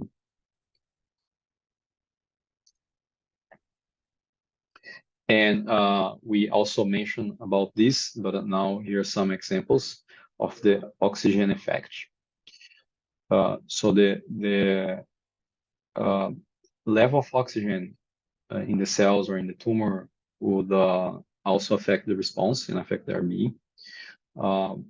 So here is an example of X-rays that's a tumor that's oxygenated, which is in here. It's in the blue versus a tumor that's low oxygen concentration, or cells that was exposed under low oxygen concentration that they are more resistant to radiation because there's less free radicals in that case. So then there is the oxygen enhancement ratio that's similar to RB, but when you, instead of manipulating the radiation type, use the same radiation to modulate the oxygen concentration on your cell dish. So the oxygen enhancement ratio depends on the radiation. So for low LET, remember, most of the damage is through indirect collisions or indirect damage that's happening when the radiation creates free radicals. So you need oxygen to create free radicals. And those free radicals that's in turn interacts with DNA, cause the damage that will kill the cell. As you increase the LET, you have the probability to have more of direct damage. So where the radiation is actually damage DNA directly. The oxygen enhancement ratio decreases. So for very high LET, there's no dependence on oxygen status. So for alpha particles with very high LET, the oxygen enhancement ratio is 1. So it does not depend on the oxygen status of the tumor. So then for very hypoxic tumors that are radio resistant to photons, they're going to be responsive to high LET radiation. Okay, so let me skip this because it's just talking about the same thing. And just some final considerations here. So we talked about RBE. We have many models that can predict RBE. And we use these models to predict RBE in patients as well. But there are lots of limitations of these models. On one hand, that's what we have. We don't have better ways to do this right now. But most of these RB models, if not all, they're derived from immortalized cell lines that are cultured in monolayers that do not mimic the genomic features and do not mimic the tumor tissue microenvironment, and no immune effects or microbiome effects that we know now that depends that will affect the response to radiation. So these models, they provide insights to particle beam response, but they're not accurate. But they're useful because we have to have this model to be able to actually treat the patient. So they provide some insights, but they're not perfect, but that's what we have now. So there's a lot of opportunity to come to derive new models of RBE, mainly for carbon ions, that can better include other parameters, including the tumor microenvironment and effects of the immune system microbiome as well. So that's a field of research in particle therapy nowadays. So the DNA damage increases with LET, as we saw. RBE increases with LET, and therefore as a function of death. So RBE weighted doses are higher than physical doses. RBE depends on endpoint, more time, microenvironment, and many other factors. And current RBE models are not reliable to predict tumor and normal tissue responses. So we have to use them with a grain of salt. So particle beams have a sharp distal fall and lateral penumbra. LET increases a function of depth. Again, so just to re-emphasize this nuclear fragmentation process that gives rise to the fragmentation tail, and low dose halo increases with the atomic number of the particle. The DNA damage increases with LET. Again, re-emphasizing. RBE increases with LET, and therefore as a function of depth. Re-emphasize that as well. Okay. Remember, RBE weighted doses are higher than physical doses. RBE depends on many different things. Okay, so this is just the last slide, last 2 slides I have. This is to just give some idea of how to study the effects of radiation in terms of particle radiation that has a very complicated spectrum. So this is more or less putting everything together in the presentation to try to understand the response of cells to different types of radiation. So that has components in radiation physics, but also radiobiology. So we can use these fluorescence nuclear track detectors to actually make a cover slip where we can image cells, but are made of a crystal instead of glass. So we can then culture cells on this crystal and use this crystal as a radiation detector as well. So what we did is to use this crystal as our cover slip to do online measurements using a confocal microscope. So we build a portable confocal microscope where we could take to different places, even like we ship it from the US to Germany to do measurements in carbon ions. And it can put it on the beam line to do real-time or real-time live cell imaging using the detector as well.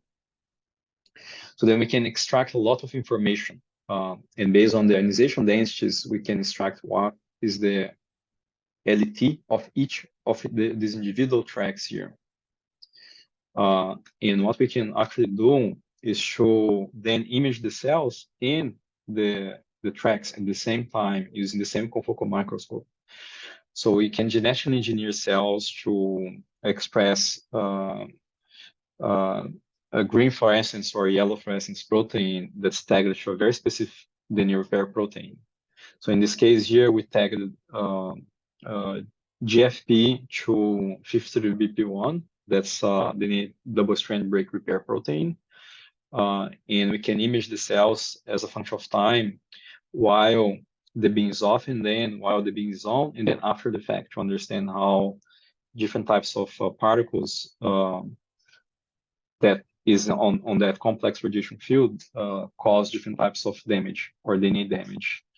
So then this is a cell nucleus is the green, and then you can see here radiation is on, the tracks come. And then the DNA repair process is undergoing, where it's this fossil, these spots here are where DNA damage happened, and the protein is being recruited to that damage repair. But then we can actually extract the information of each of these individual tracks that are causing the damage and separate them between the primary particles, that's a carbon ion beam, and the secondary particles that will be protons and so on. And then extract a lot of information from these measurements. So here, we need to really understand the radiation physics of it to be able to do the sorting in radiation detection of the single tracks but also has the biology, because then we need to monitor the cells a bunch of time and understand the kinetics of the double-strand break repair as well. So we published this in 2 different publications. So if anyone is interested in learning more about this, I can look at these publications. So finally, that's the last slide for knowledge. Everyone in the lab, but also all the collaborators, including Eurico and Joana. So Ana also spent some time in here. So Ana and Eurico, they're both from Coimbra. And then Joana is from University of Lisbon. So they came as a short-term student from the UT Austin Portugal program and spent about 3 months in my lab, which was a great stay for us, and I hope that was for them as well. And at this point, every single week I meet. We still meet because they're still collaborating with us in projects. So it was a great opportunity, and we are, kept the collaboration going and are hopefully publishing papers together as well. All right, thank you. And well, talk for 2 hours. So that was yeah. So I see some questions here, and I was not following much the questions. I'm sorry. Okay, so those rate relevance for RBE. More energy. So when we're talking about those rates, so those rate effects for RBE.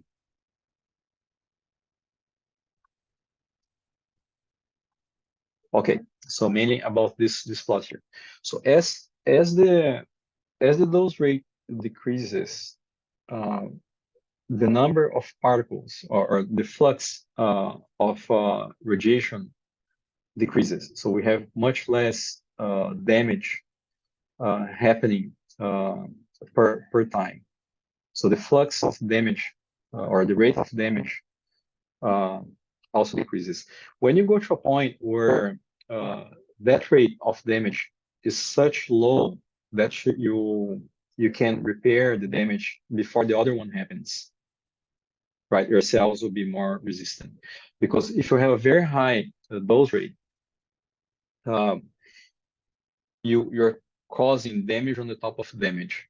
So you cause a single strand break, and then it can cause radiation can come and cause another single strand break next to that single strand break that you caused just before. And if they are close by each other in the opposite sides of the DNA strand, then it can cause a double strand break. If you have very low dose rate, you cause that single strand break, and single strand breaks can be repaired very quickly. Then if you come later where that's already repaired, then you can cause another one that will be repaired as well. So that's why the dose rate effect happens. If that's yeah.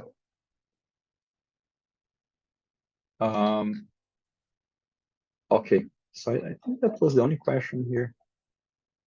Yes, thank you, Professor Sawachi. I was wondering about the software, the simulation software that you use. Can you talk about a little bit about the software? For what? For the illustrations? So this illustration here? Yes, please. Yeah, so this was done using Gent4 or Topaz a long time ago. And so this one was done by me, by Gent4 or Topaz, again, a long time ago. But here I was using the software just to do some illustrations. I was not doing any, I was not using it to do any of the research. It was just to produce these figures. So I collaborate a lot with the group at DKFZ and HIT, so the heavy ion accelerator. in Germany, where they use Fluka. So they have validated the Fluka, the Fluka code to describe the beams there, the beam parameters and everything. So this was all done with Fluka, and this is all Monte Carlo, where they validated their nozzle and their beam line to be able to use it for many different things, research, but also for generating some of the data that they use for 3D planning there. So for protons, I think there are different communities that use different codes. I think Topaz is used quite a lot by many people now because it's very easy to use. So the learning curve is pretty sharp. And in my lab, we use Topaz in the past, but now we move away from doing simulations. But I have a lot of experience with Gen 4 and Topaz, where we use for different things. And all codes that are good, depending on how much you want to invest in each of them. And unless you're going to go to work with very, very detailed physics, then a code will matter over the others. And for radiobiology now, there are several codes that can do a bunch of the chemical stage as well, right? So there's the physical stage where we talked about that's radiation interaction with matter, and then the chemical stage where you generate free radicals and you can propagate those free radicals over time using Monte Carlo simulation with the same code. And their Topaz is one of them. There's the G-Micro MC that's open source. That was originally from UT Southwestern, but the main person that created moved to Johns Hopkins a couple of years ago. So there's a lot of good things with DNA geometries and everything in that code as well. I think there are two follow-up questions. One about the software, and then again about the dose rate. They are in the Q&A, but you have access to that.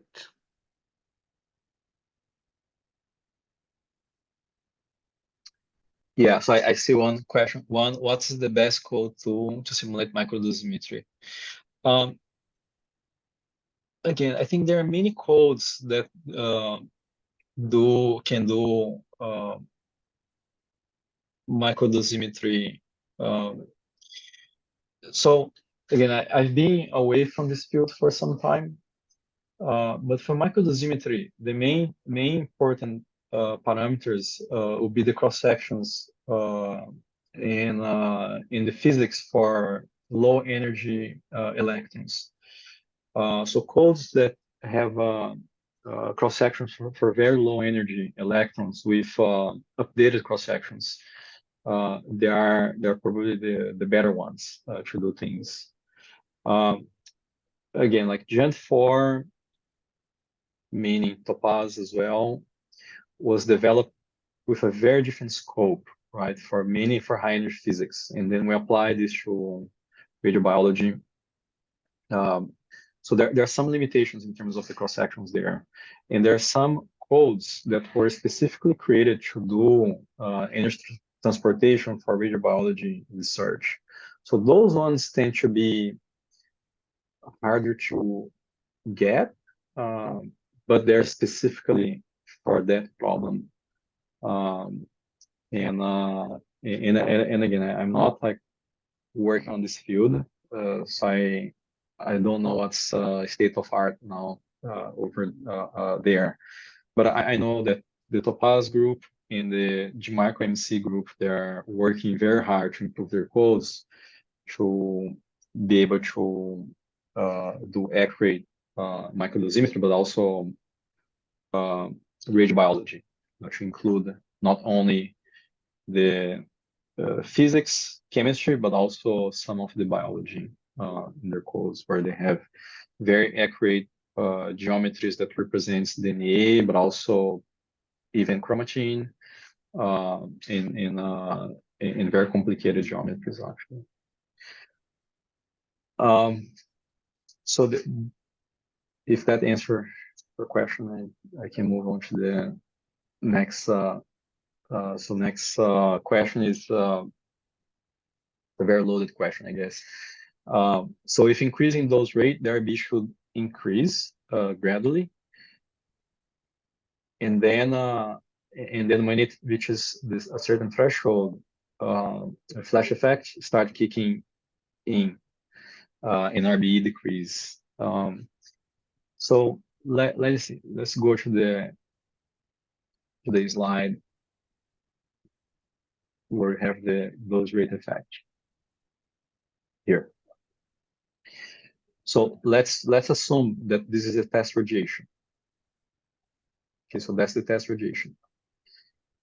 So as the dose rate decreases, okay, as the dose rate decreases, the RBU will actually decrease, will be smaller than 1. So the cells are more resistant to to low doses. So for the flash, we want to increase the dose rate. So the other way, so the RBE will decrease, but again, there is a saturation effect where you can see here, right? So we can see,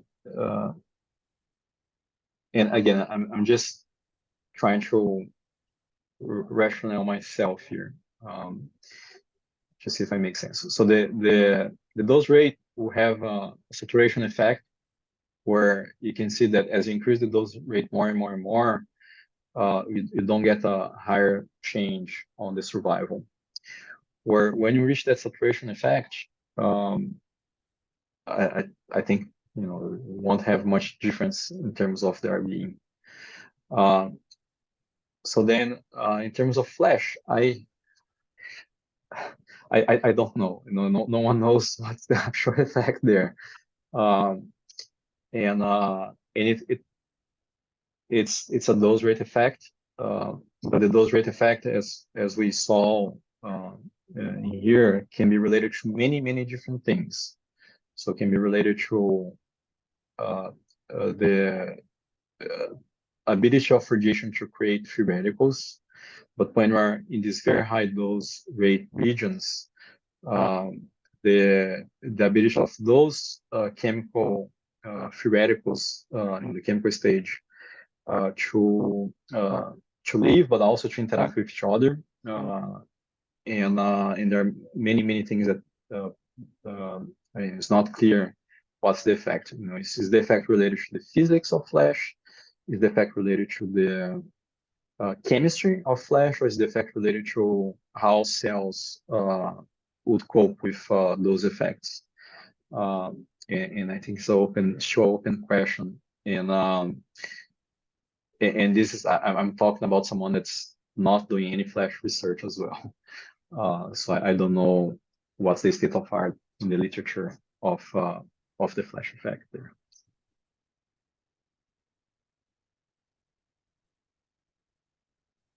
Okay, I think we don't have any more questions, so we can move on. I want to say thanks again to Professor Sawakushi for your excellent presentation and to cover all the topics on radiobiology. I think Eurico, we have a break now. Yes. Yeah, we will have a break. If our next speaker, Dr. Wright, wants to start earlier, we can just have a break of 10 minutes. Yeah, I'm fine with whatever. Earlier would be better for me, if that's okay. We have a break of 10 minutes just to have a cup of coffee, and then we'll be back in 10. Okay, thank you. Thank you. Okay, so let me present our next speaker. We are honored to welcome Professor Scott Bright, a highly regarded researcher and educator whose work focuses on understanding the interplay of radiation linear energy transfer and biology, and its implications for radiotherapy. Professor Bright completed his bachelor degrees in biomedical science and his PhD in cell biology at Oxford Brookes University, and he is currently with MD Anderson Cancer Center and is an assistant professor. Today, he will be sharing his insights on radiation-induced DNA damage and DNA repair. I kindly request your attention during Professor Bright's presentation and encourage you to save any questions you may have for the end of his talk. Professor Bright, we are delighted to have you here. The virtual stage is now yours. Great, thank you. And thanks so much for the opportunity. It's really nice to be able to talk about some of the work that we've been doing. Can you see the screen? Not yet.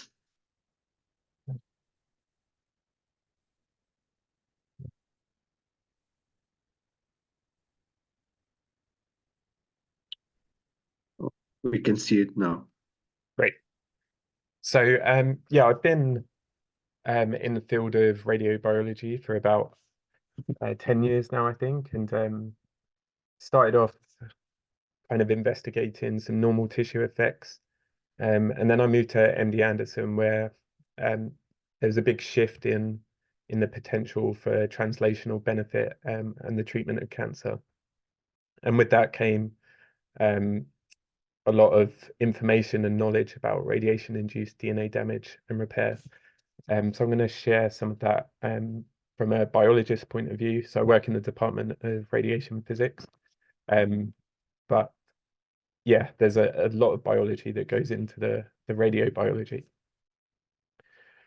So I thought I'd start by just trying to highlight why radiotherapy is effective in the treatment of cancer and kind of tie that up with DNA damage. So radiotherapy is quite good at local control of tumors.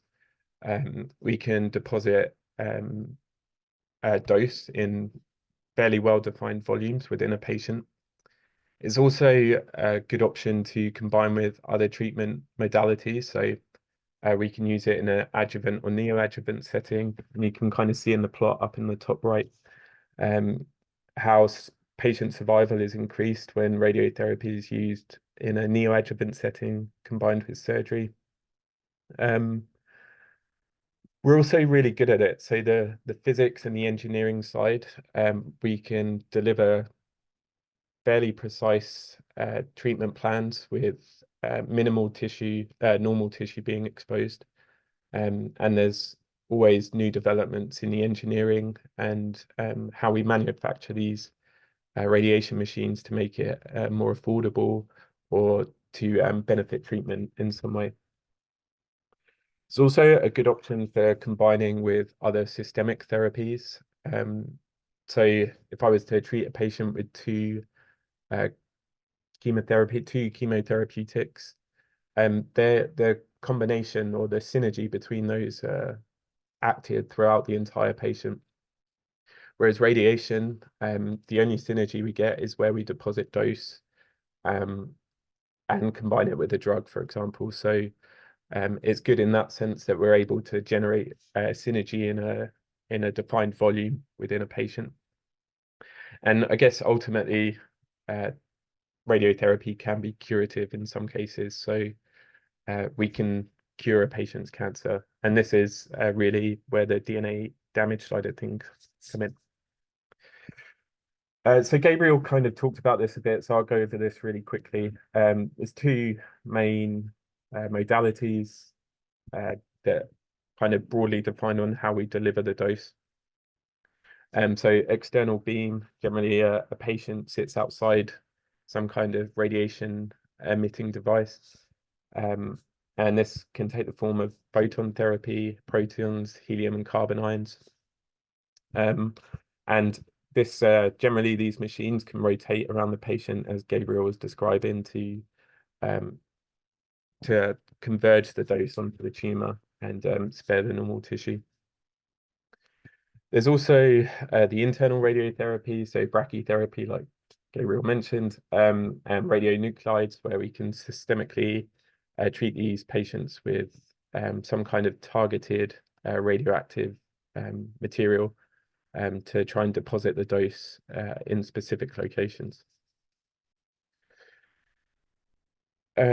You've also seen these kind of plots, so the energy deposition profiles, and how we can shape beams, so we can generate these spread out Bragg peaks to bathe the tumor in this in a greater level of dose.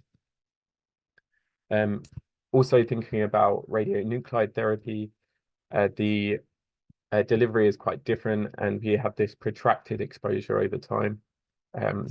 And that has the potential for different, for inducing different biological effects. And that's really what the point I want to highlight. So radiotherapy is quite unique in its approach to treating cancer. So with a chemotherapeutic that targets DNA damage, that is generally completely normally distributed across the genome. So we can have events randomly spread across the entire DNA molecule. With radiation, that becomes a lot more condensed, and while the amount of damage might be the same, the location is generally a lot closer together. And even within radiotherapy, the broad bracket of radiotherapy techniques, we can get different physical properties that lead to different biological responses. And I think that there's also a lot of temporal aspects to this. So there was a couple of questions that touched on the idea of flash, where radiation, we can kind of separate the radiobiology response into 3 distinct stages. So the physical, and this is where we actually deliver the radiation, and this generates the ionizations that go on to lead to chemical reactions. So we alter the chemical structure of various molecules within the cell. And this leads to altered chemistry, which then a biological system has to deal with. So that biological response can occur over seconds, hours, and days. And a big part of that is responding to DNA damage. So I think the audience is quite broad, so I'm going to start off from kind of fundamental basics, and then we'll build up to some more complex ideas. But if we start with the structure of a DNA molecule, it generally has a phosphate group linked to a deoxyribose sugar, and this kind of forms the backbone of the DNA molecule. And then linked to that is a nitrogenous base that can take the form of AGCT, which you might have heard of. And these are the nucleotides. So the nucleide consists of the phosphate linked to the sugar linked to the base, and then these are all linked together covalently along the sugar phosphate backbone, and then hydrogen bonds hold each of the bases together, and we end up with a double helix structure. So then radiation can induce damage across all of the components of a DNA molecule. We can go from single base damage, so we might lose a base or generate chemical structural changes that lead to different molecules and single strand breaks that exist in the backbone of the DNA molecule. We can also generate interactions between bases on the same strand of the DNA, and this often occurs in pyrimidine bases, called these pyrimidine dimers. And then probably what I'll spend most of the time talking about today is the double strand breaks. So this is where both strands of the double helix have a break, and these are probably the most dangerous lesion to the cell. They are actually useful in some circumstances. So during meiosis, double strand breaks promote genomic heterogeneity, and they're also important for immune maturity as well. But even then, the cell still has to respond to it in some way. So we've evolved numerous DNA repair mechanisms to deal with this. There's also some other types of lesions that I won't really talk about today, but they're still relevant for radiobiology. But I'll spend most of my time talking about double-strand breaks and some of the base type repair mechanisms. So, like I said earlier, the distribution of damage is really what separates radiation from chemotherapy drug that targets DNA. So even with the low LET X-rays or gamma rays, we can still generate multiple lesions within 1 or 2 turns of the double helix. And this really promotes a problem for the cell because numerous proteins are recruited to try and deal with these lesions. And sometimes that protein complex can expand to overlap with a protein complex from another lesion. And this is really where the difficulty in repairing these complex lesions come. How does a cell orchestrate the repair when multiple repair mechanisms are occurring all in one go? Again, go over this really quickly. So approximately 2/3 of damage is from low LET is from the indirect mechanism of action, and that ratio changes as the LET increases. And again, this has important impacts on the best type of radiation for tumors that might be hypoxic or have higher levels of oxygen. In terms of the quantity of damage, these units are the number of lesions per gray of radiation. So relatively simple damage requires not that much energy, and we can generate about 10,000 of these per gray. These are generally repaired very quickly, so within 5 to 10 minutes, half of these lesions have been repaired. Single strand breaks require a bit more energy. We can generate about 1,000 of these per gray, and again, these can be repaired quite quickly. And then finally, double strand breaks, again, more energy. We can generate about 40 of these per gray, and they take a lot longer to repair. This is interesting. So really, you only need one. It's been shown that one double strand break is enough to induce cell death. And so cell has to respond to all of this damage, including 40 of these particularly lethal double strand breaks. So then the link between that and why radiotherapy works from a traditional point of view is that the DNA damage is significant enough to induce a signaling cascade that results in cell death. So traditionally, this has been viewed as an apoptotic kind of pathway where DNA damage induces the activation of DNA repair proteins, ATM, ATR, which we'll talk about in a bit more detail, but these can go on to phosphorylate numerous targets that do in fact promote DNA repair, but if the conditions are right, also can promote cell death. So in this case, p53 stimulates mitochondrial permeabilization. You get the release of these factors that then promote the activation of caspases, leading to cell death. There's a number of other cell death pathways that can be linked to DNA damage and DNA damage repair. Probably the most relevant one for cancer is mitotic catastrophe or mitotic death. And this is maybe one of the most misunderstood or least understood mechanisms of cell death. So it's not particularly well defined, but generally a cell that enters into mitosis with a significant level of DNA damage, significant enough that the mitosis cannot be performed adequately, and the cell dies during that period. There's a number of pathways that might be activated. Some people have postulated that this is actually apoptosis, just activated during mitosis. And it's particularly relevant because a lot of cancers are p53 mutant, which is how apoptosis is generally initiated. And so these cells, this might be particularly relevant for cancer cell death. So I've made quite a bold statement up here that DNA damage is what leads to radiotherapy working, and that's certainly true. But there's probably a number of other mechanisms that go on here. So I just want to highlight that we now understand that this isn't the only aspect of how radiotherapy might be beneficial for treating cancer. So yeah, I just want to spend a quick bit of time describing how we can actually measure DNA damage. So a lot of this is regarding in vitro work. And to some extent, these assays can be applied to in vivo studies as well.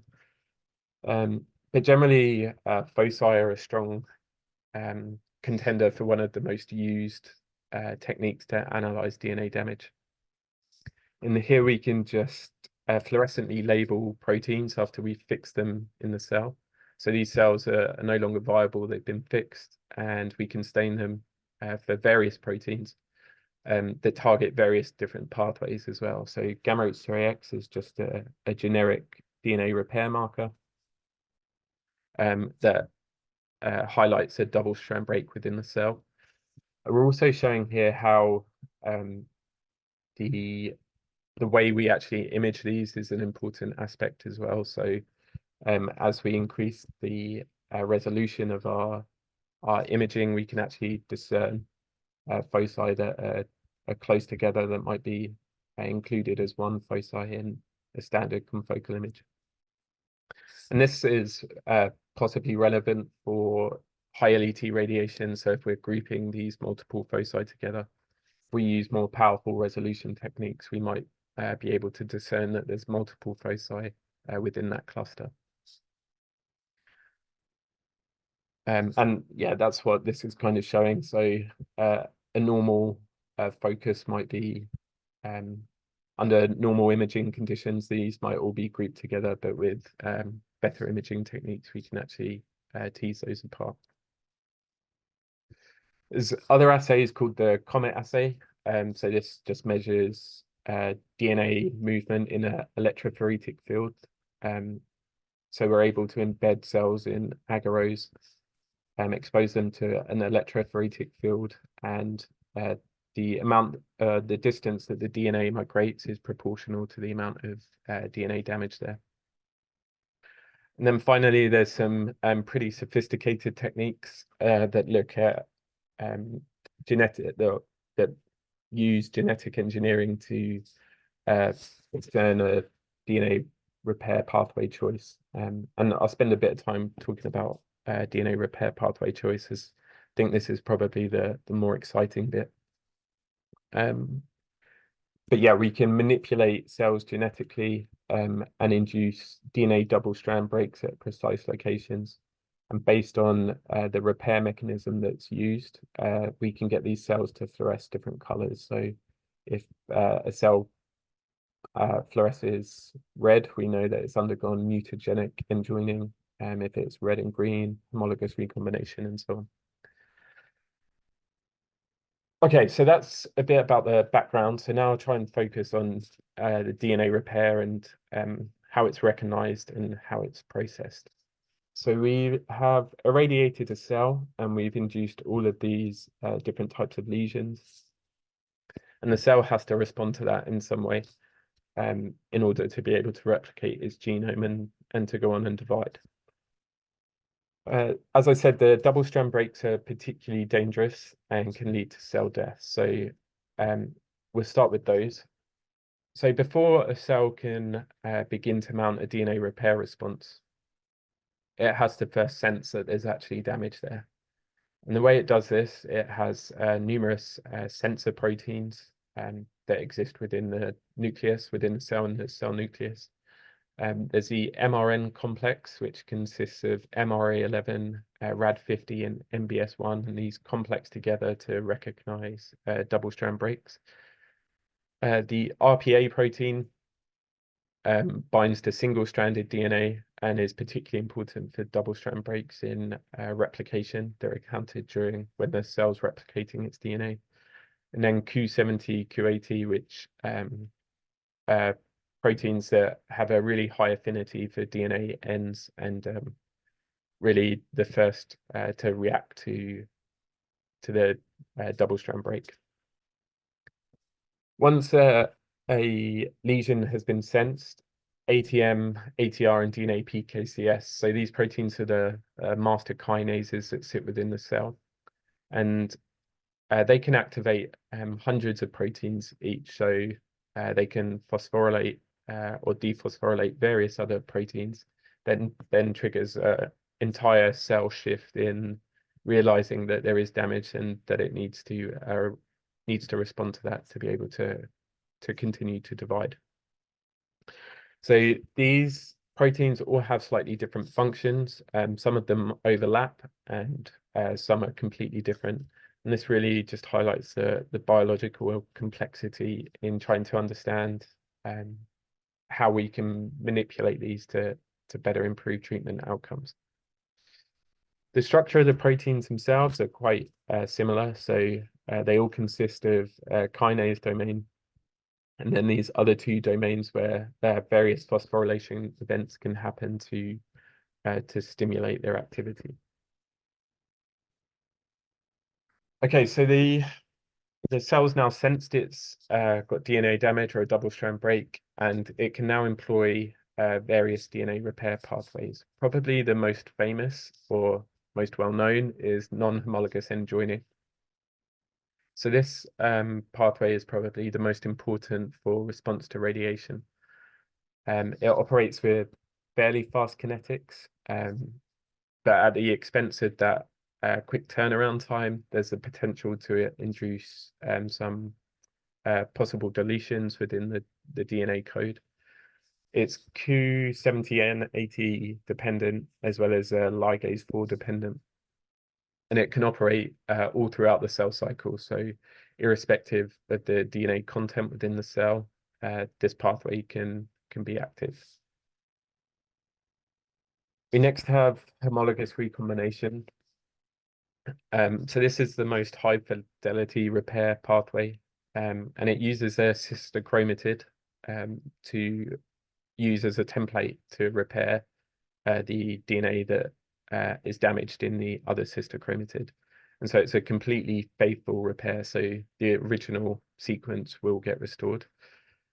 The only issue with that is that it only operates in S and G2 phases of the cell cycle, as it requires that sister chromatid in order to copy to repair the original lesion.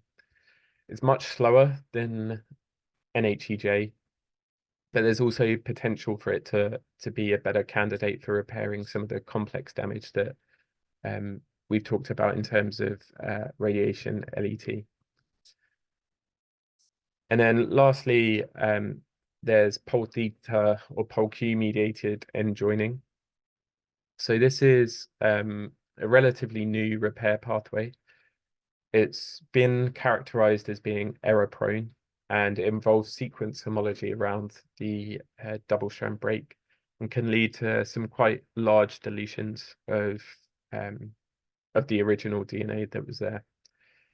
There's quite a lot of interest in this, as it has a potential to be a cancer-specific pathway. So we've seen that the expression is increased in cancer cells and relatively little expression in normal tissue. And therefore, it might be a possible target that we can combine with radiotherapy to limit the effects in normal tissue, but target cancer cells. So let's look at those in a bit more detail. So non-homologous end joining, as I said, is sensed by Q70 and Q80. So these are really indispensable for this pathway to operate. And when a break is induced, these proteins sense it with a remarkable amount of affinity. And that's to try and protect the double-strand break ends. So if we just have multiple double-strand break ends flapping around within the nucleus, there's a potential that might get religated to the wrong end, and that's how we get chromosomal translocations, which are dangerous again for the cell. Once Q70 and 80 are bound, DNA PKCS is recruited, which is one of those master kinases that I mentioned. And this is considered really important for the NHEJ pathway. So it acts as kind of like a stabilizing complex, and a landing pad for other proteins to come in and exert their function to repair the double-strand break. When we induce double-strand breaks with radiation, they're often termed to have what are called dirty ends, where the two ends of the DNA molecule, they're not ligatable based on their chemical structure. And so the cell deals with that by using an endonuclease such as Artemis. And this comes in and just trims off the unligatable ends and creates creates a framework which DNA ligase 4 and XRCC4 can rejoin the ends back together. And then once the ligation has occurred, the proteins are able to diffuse away and the DNA has been restored. As I said, there might be some potential deletions here, particularly where Artemis is involved, if the lesions need to be trimmed off the end. So there's no adding back in of the original template if that occurs. Next is homologous recombination. So this is a more complex process and involves kind of three main phases: the presynaptic phase, the synaptic phase, and then postsynaptic. What I'm showing here is the presynaptic phase, and this is really where most of the protein work occurs.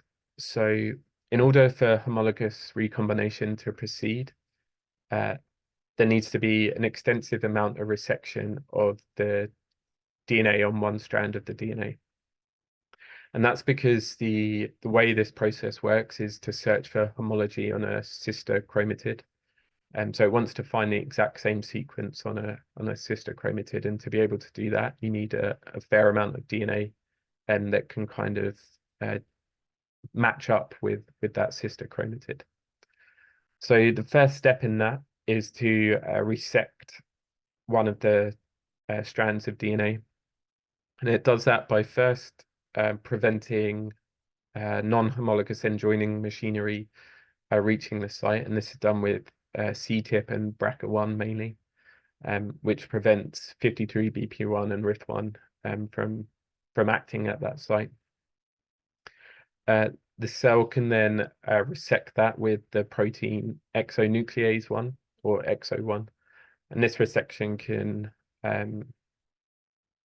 proceed uninhibited because of the NHEJ machinery has been removed out of the way. Once the resection has occurred, that lesion is it can't really go back to non-homologous end joining because of the chemical structures there now. And so to protect those, the cell coats that single-stranded DNA with the protein RPA. And this prevents any kind of interaction occurring between single-stranded other bits of single-stranded DNA. Once RPA is there, it gets replaced with Rad51, which is another key enzyme for homologous recombination. And this is really where the synaptic phase begins, where Rad51 starts to search for homologous sequences on the sister chromatid. So it's understandable why this process takes quite a lot longer than non-homologous end joining. There's a lot more complexity to it and a lot more protein interactions that need to happen. But at the expense of that, the cell gets a completely faithful copy of its original DNA sequence. And then Polq-mediated end joining or theta-mediated end joining. So this is often referred to as alternative end joining or microhomology mediated end joining. But I think we're starting to understand now that this is really pol theta dependent, and a lot of people are now starting to refer to it as such. So pol theta is an enzyme with two main domains plus a central linking domain. It has helicase activity and polymerase activity, and these are involved with once resection, of the DNA has occurred, this kind of diverts the pathway away from continuing to homologous recombination and shifts it into a theta-mediated end-joining pathway. And the way it does that is using its helicase domain to displace Rad51 or RPA. And then this helicase domain also searches for microhomology within the neighboring region. And once it finds a region of homology, it can basically just join the two ends back together at that sequence. And so various deletions can be achieved because of that, because we're now losing significant parts of the DNA. So those are a quick overview of the double-strand break repair pathways. There's an awful lot of published literature on how they work, and many reviews that go into a lot more detail than I've gone into just there. So if you're interested, there's plenty out there to read. But I think what is probably more interesting is how a pathway is selected. So we know that these lesions are particularly dangerous, and we know that they vary in their complexity. And so how does a cell respond to that, and how does it pick a particular pathway to repair a particular lesion? So I'm going to spend a bit of time discussing that. So the factors for choosing a specific pathway, a key one is cell cycle stage. So as I said, homologous recombination can only really function when there's a sister chromatid. And so it's limited to later stages in S and G2 of the cell cycle when there is actually a sister chromatid around. The DNA damage load, so the amount of DNA damage there, has also been shown to be a critical determinant of pathway choice. That's a relatively recent discovery, as well as the type of damage which I mentioned, and also the chromatin state. So cells exist in, nuclei and DNA within them exist in various states, namely euchromatin and heterochromatin. Euchromatin is fairly relaxed, as in there's a lot of space between the histones that the DNA is wrapped around, and heterochromatin is really condensed. And again, this causes issues for access for DNA repair proteins. So if we look at those in a little bit more detail, so start with the cell cycle. This is really transcriptionally regulated based on CDKs, which are proteins that change their expression throughout various stages of the cell cycle. And these can go on to activate mRN, BRCA1, and CTIP for homologous recombination or resection-dependent responses. Whereas in G1, these are less prevalent, and the pathways get shifted to 53BP1 and classical non-homologous end joining. So then mechanistically, that works that if a cell encounters a double-strand break during G1, there's ample amounts of 53BP1 and RIF1, which activates 53BP1, able to bind to that double-strand break and prevent DNA end resection. And this allows for the cell to proceed with non-homologous end joining. If the cell has progressed into S or G2, proteins like BRCA1 and PP4C, these all become much or more expressed, and that facilitates the removal of 53BP1 and RIF1, which then allows exonuclease to resect the DNA, and the cell can proceed with HR. There are also other pathways built in that are linked to cell cycle. So this is some neat work that was recently published where they performed some high throughput imaging techniques looking at cell cycle and DNA damage response, and how it was linked to histone methylation status. So histone 4 can be methylated at numerous locations, and they identified that when it was methylated at 2 locations, there was a strong affinity for 53BP1 recruitment. And so their model was that in G1 phase cells, this histone is methylated, and that provides a strong affinity signal for 53BP1, that if there is a DNA double-strand break, it's recruited first. But then as the cell replicates its DNA, and these new histones are incorporated that haven't really had the chance to become methylated yet, the affinity for 53BP1 is reduced, and you get the recruitment of a number of HR factors for the cell to proceed with homologous recombination. You can see that here in the bottom right plot, how 53BP1 foci change is a function of cell cycle status.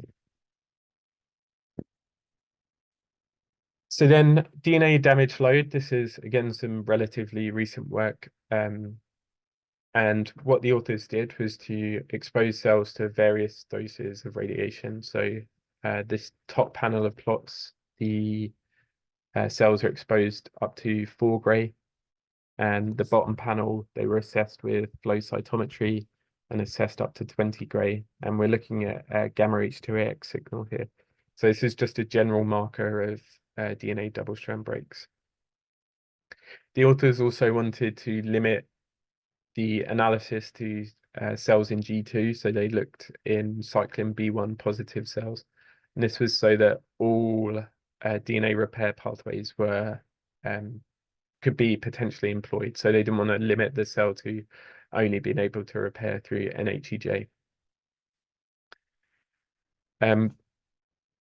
Sorry, when they did this with gamma H2AX, they noticed that the peak foci signal occurred at 1 hour, irrespective of the radiation dose that was used. When they looked at RAD51, they saw quite different dynamics of foci or peak foci number, both in terms of quantity and time. So in this plot on the top left, this is foci number with each color representing a different dose. And so the maximum number of foci was induced with 4 gray, and this occurred at 6 hours. Whereas 8 gray actually induced a lower peak of foci numbers, and this occurred later as well. So this was, I think, around 10 hours after radiation. And they also persisted for longer. So out to 18 hours, there was still a lot of RAD51 foci around. And when they compared this, so they looked at RAD51 foci number relative to gamma H2AX foci as a measure of how many of the lesions were undergoing repair through homologous recombination. And they noted this striking biphasic response. So with low doses of radiation, so less than 1 gray, around more than 50% of the pathways of the foci were being repaired through homologous recombination. Once the dose got out to 2 gray, this ratio dropped to less than 20%. And so the cell was able to sense some kind of damage load, and made the decision to switch the pathway selection. The authors suggested that this might be because the number of DNA double-strand breaks induced with the higher doses, there's a much greater chance that they might interact with the wrong double-strand break end that occurred in a different region of the genome. And the cell doesn't want to take a risk of those being ligated back together, so it employs a quicker repair mechanism, such as non-homologous end joining. And I think that this is still up for debate, but it's a really interesting aspect of a cell's ability to be able to sense that DNA damage load and select a pathway accordingly. There's also some discussion on the type of damage and whether that leads to selection for a particular DNA repair pathway. So, for example, low LET radiation that generates relatively simple double-strand breaks that are readily ligated back together through classical non-homologous end joining, or whether the complex lesions have a preference for homologous recombination, with the theory being that the cell is able to remove a lot of the damaged DNA during resection and can effectively start with a blank template. So some of our own research into this, Gabriel kind of just mentioned, where we looked at double-strand break repair defects in cells and how they responded to different LET radiations. And we noted that the classical non-homologous end joining is by far the most important pathway for absolute radiosensitization. So if you're unable to perform non-homologous end joining, you're sensitive to radiation. As you increase the LET, the relative importance of homologous recombination does increase, and that suggests that maybe more of these lesions are better repaired through homologous recombination, but the overall contribution is still weighted in favor of non-homologous end joining. And this might link to what I just discussed about the load of DNA damage. Chromatin, as I mentioned, so euchromatin, this is just a figurative description of that. So is relaxed. DNA normally is wrapped around these histone proteins to try and keep it in a reasonable size. During the euchromatin state, these are generally actively transcribed genes, and that allows access for the transcription factors and proteins that are involved with that to promote the transcription and translation of those genes. Heterochromatin is tightly condensed, and the access for proteins here is much restricted. And so the cell has a problem. It can't just leave double-strand breaks that sit in these regions.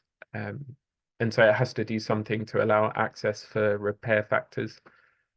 So if you look at the diagram on the right here, so homologous recombination repair and heterochromatin, there's evidence to support that the cells are actually able to shift that DNA into a euchromatin state with proteins such as HP1A and A-trip as well. And in doing so, the repair factors can gain access and carry out the repair.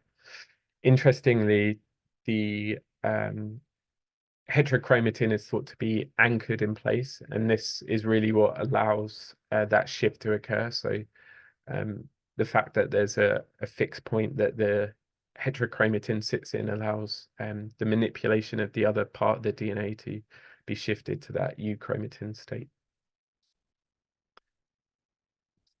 So this is quite a complex system, and I think the point I'm trying to get is that the cell is really actively involved in choosing a pathway. It's not just a chance or a probability thing.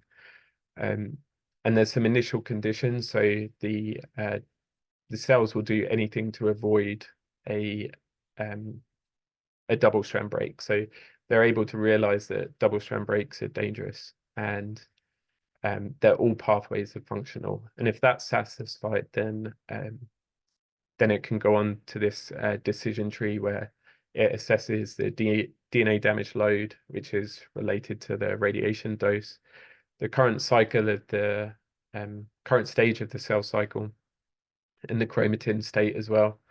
And then there's some modifying factors that have to be taken into account. So the radiation LET, how whether the complexity of a double-strand break lesion can help the cell decide on a different pathway, as well as the metabolic state and the oxygen concentration. So how does the indirect versus direct contribution of DNA damage relate to the pathway choice as well? And ultimately, the cell will pick a pathway. Whether that pathway succeeds is another question, and that's really one of the therapeutic viewpoints that we're interested in, whether cells have a particular preference for choosing a pathway and whether we can exploit that compared to normal tissue effects. So I also said that the base damage and things like pyrimidine dimers were relevant for radiation response.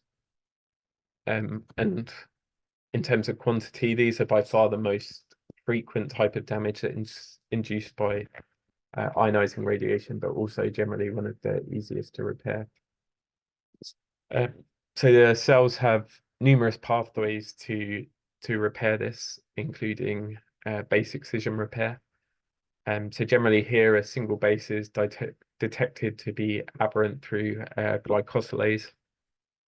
And that is then removed by a endonuclease and simply chopped out. From that point, depending on a number of factors, the cell can undergo a short patch repair, where it's a single nucleotide that's removed and replaced, and then the ends are ligated back together, or go through a long patch repair where 2 to 10 nucleotides are removed, and then the DNA ends are ligated back together.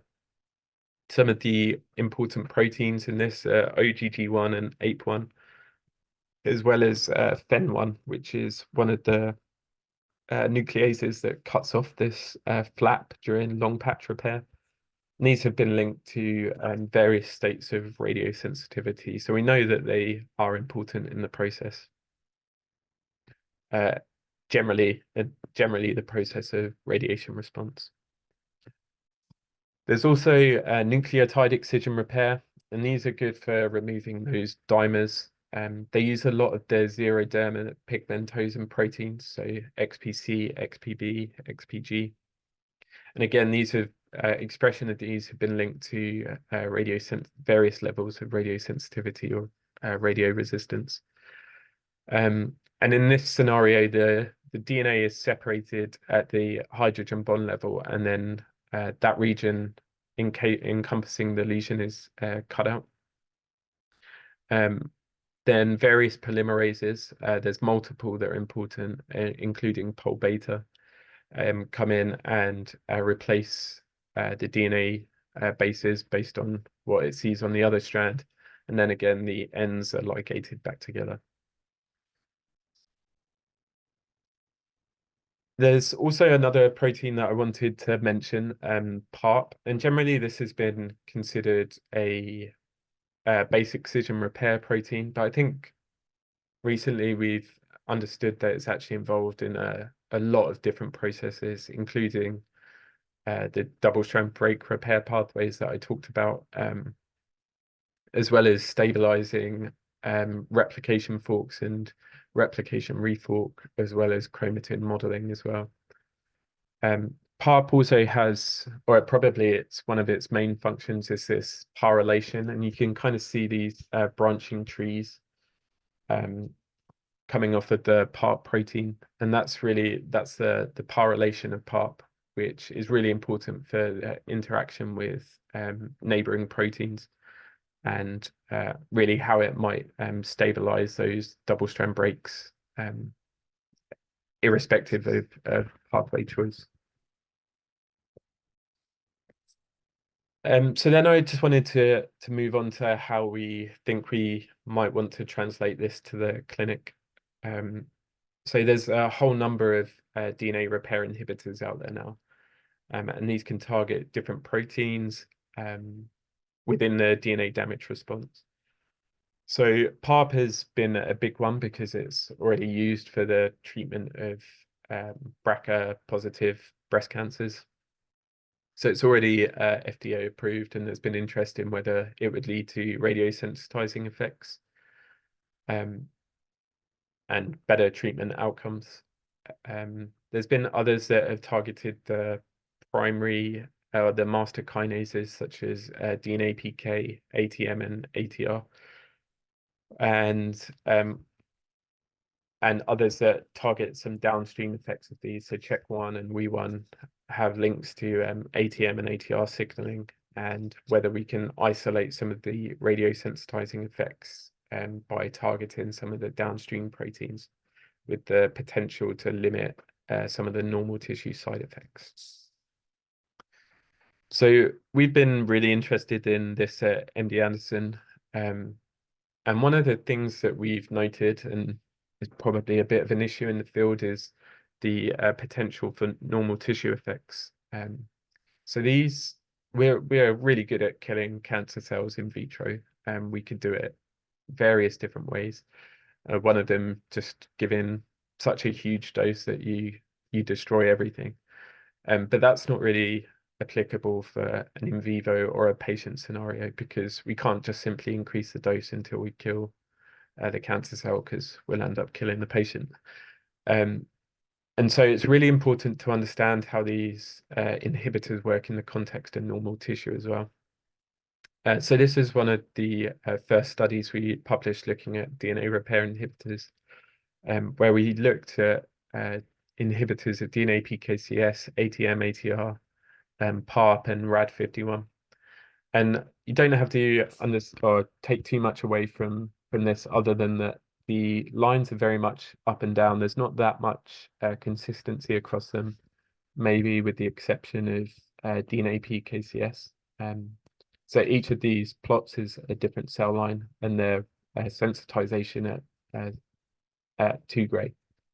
And so you can see that DNA PKCS led to quite good sensitization across all of the cell lines. And this included a normal cell line called HUVEC. So this is a primary cell line. It might not be the best model for normal tissue, but it responds in a way that normal tissue, we would expect normal tissue to. And we can see that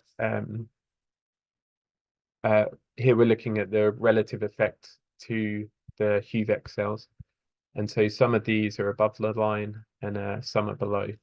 And it really highlights the importance for understanding DNA repair pathway inhibitors and how they might also affect normal tissue. There's also trying to get these into a clinical scenario is also fairly tricky to conduct clinical trials with these inhibitors. Generally, they're used in patients that have failed to respond to other treatments with quite advanced disease. And that can also lead to quite large radiation fields in order to treat the whole tumor.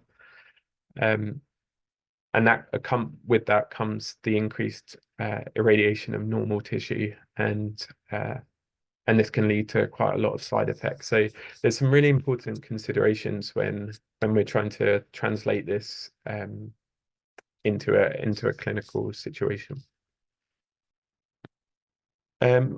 We've also been looking at Pol theta inhibitor recently, and this is kind of some of the data that I mentioned, where Pol theta is linked to worse overall survival. So the plot A, we're looking at survival categorized by Pol theta copy number.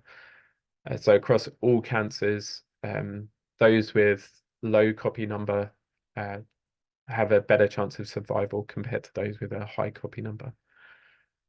Plots B, C, and D is that broken down into specific cancer types, so lung cancer, pancreatic cancer, and breast cancer. And across all of them, high Pol theta expression tends to respond or lead to worse overall survival. And this kind of suggests that this gene is probably quite important particularly for response to various treatments. So we've actually done some work with a Pol theta inhibitor, and this is just quickly to show that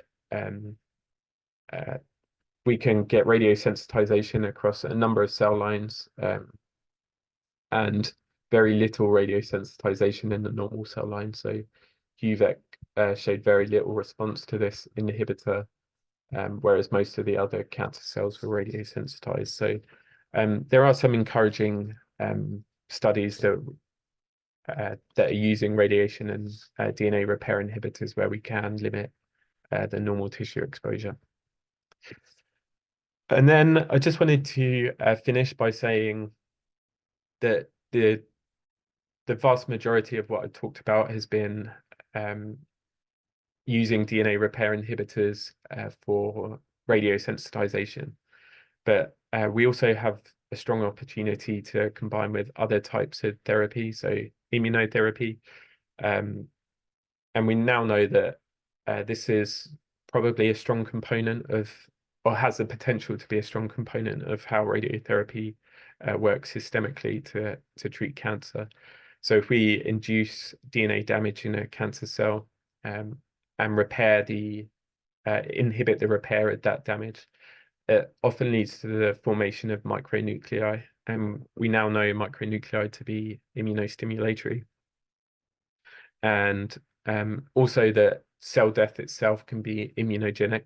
So maximizing radiosensitization also has the potential to increase immune responses. And Pollyanna is going to talk about this a lot more after me. So just to summarize, radiotherapy is really we're in a constant battle trying to overwhelm the DNA repair capacity of cancer cells. So if we can win that battle, DNA damage gets to such an extent that it triggers a cell death mechanism or is incompatible with mitosis and the cell is no longer able to divide. We want to avoid inducing the same effects in normal cells. So if we can find some kind of biomarkers to select these patients for DNA repair inhibitors, that's a really important aspect. And understanding the repair mechanism and the pathway choice in a genomic context is essential as well. So there's current work looking at ATM mutations and whether that synergizes with ATR inhibition as two of the major DNA double-strand break repair kinases. And these kind of studies are really important to really think logically about how to best combine a DNA repair inhibitor with radiotherapy. We obviously think it's a big opportunity because a lot of the work we do is around that. And then there's always new developments and new treatment modalities such as FLASH, which has kind of been mentioned, and how DNA repair inhibitors might interact with that. So with that, I just say thanks and happy to answer any questions.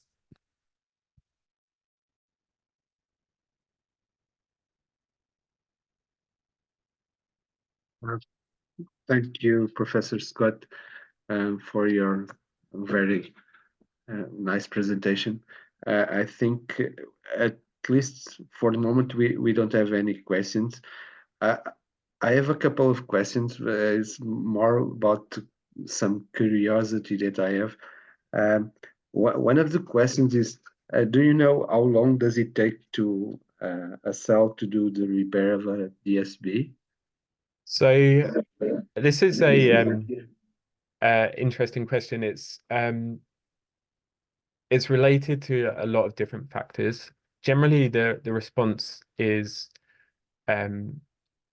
biphasic in nature. So over the first probably 1 to 4 hours, most of the DNA double-strand breaks are repaired, given a relatively low dose of radiation. And then there's kind of a tail, and we think the tail is probably the more complex lesions that are harder to repair. And this can, depending on the radiation type, can extend out to days if a lesion is irreparable. But generally, most are repaired within 24 hours. Okay. And I have another question. Maybe you have already answered this question, but I miss it. So sorry. And the question is, if different cells tends to have different mechanisms to the repair, or the reparation mechanisms are choose or are selected independently from the type of the cell. So how they're chosen? Sorry.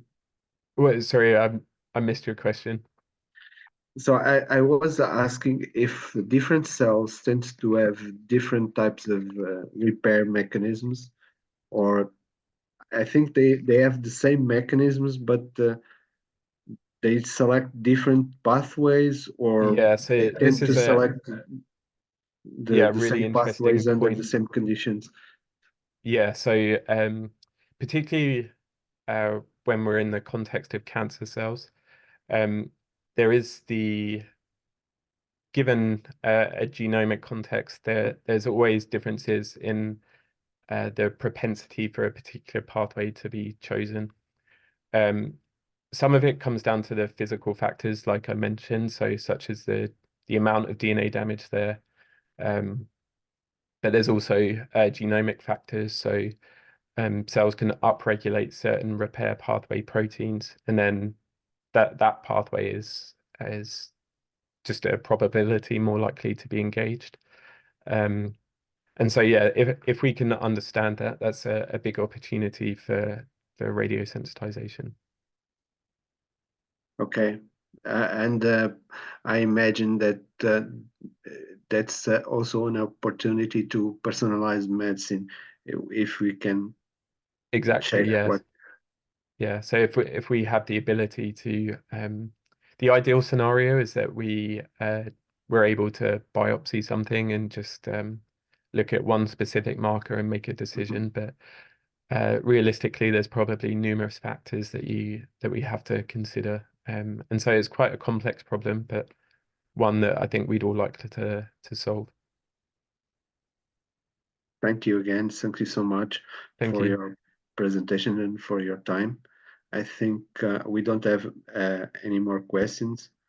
I'm going to ask to move on to the next speaker. Thank you again. Thank you.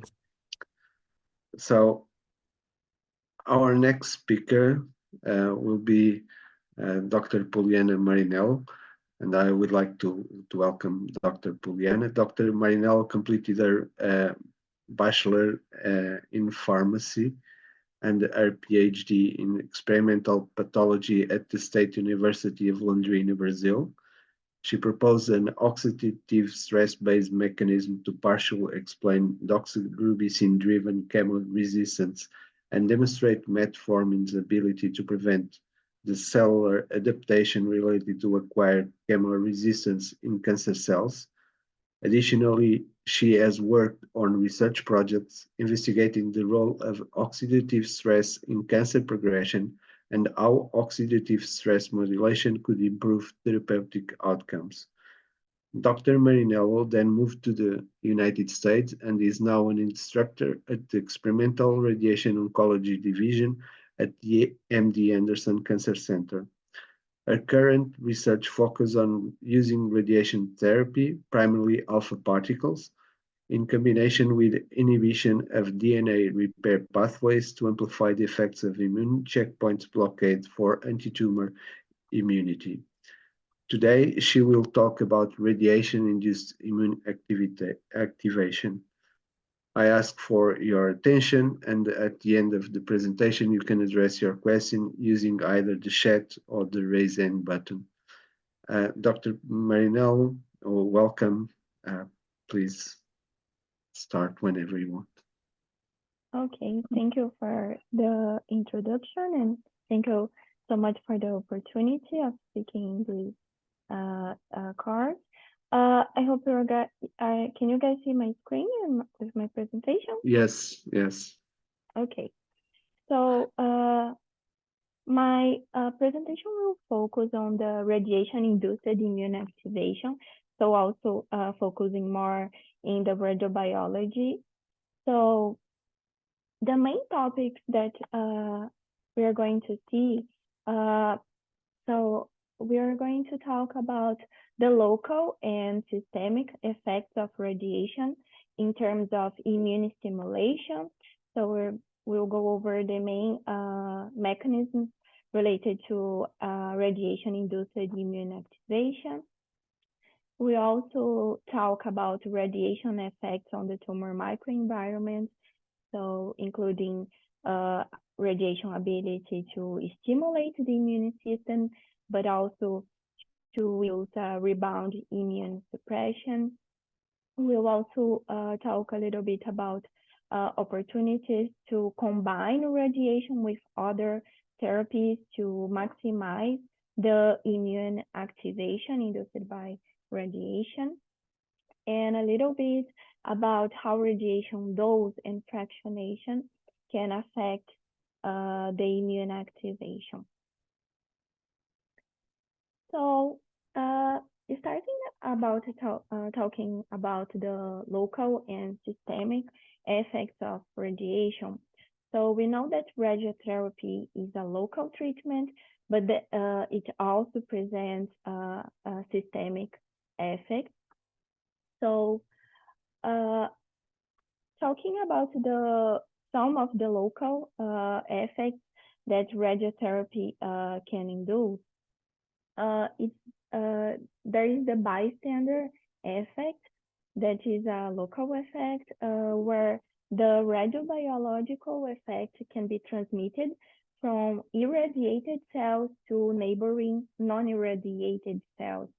So there are a few studies showing that the presence of intercellular communication that is mediated by gap junctions, that in these communications there are a transfer of damage signals from irradiated cells to non-irradiated cells, which is the case of this study that I'm presenting here, where the authors observed transfer of damage signals that in this situation was increased P20, the stress-inducible protein P21 from cells that were irradiated with alpha particles to cells that were not irradiated, so in aggregate from of neighboring cells. So radiation can also affect the tumor and the tumor microenvironment to result in systemic effects, and immune activation plays a very important role for local and systemic effects of radiation.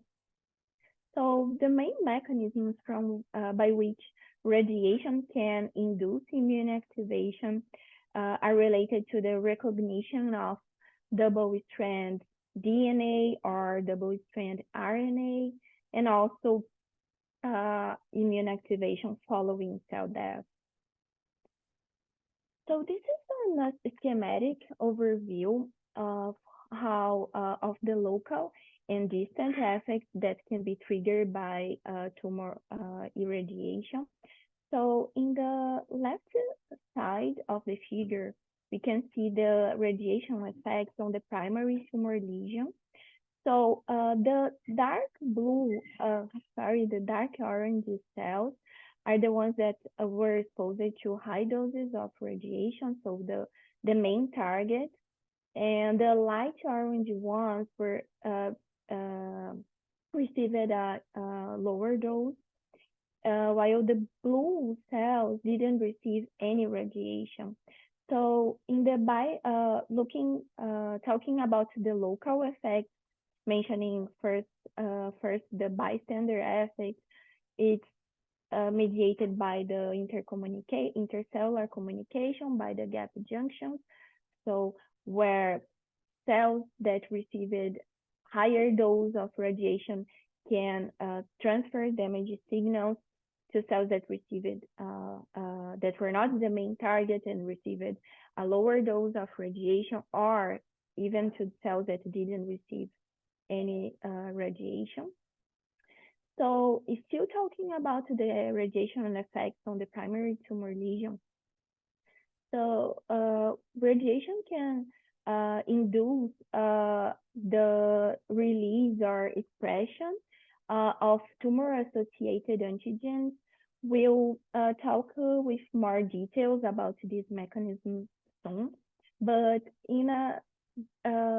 but briefly, so the tumor-associated antigens that can be induced after radiation are recognized by antigen-presenting cells in the tumor microenvironment, such as macrophages and dendritic cells. And also, radiation can induce the release of some chemokines to activate these antigen-presenting cells.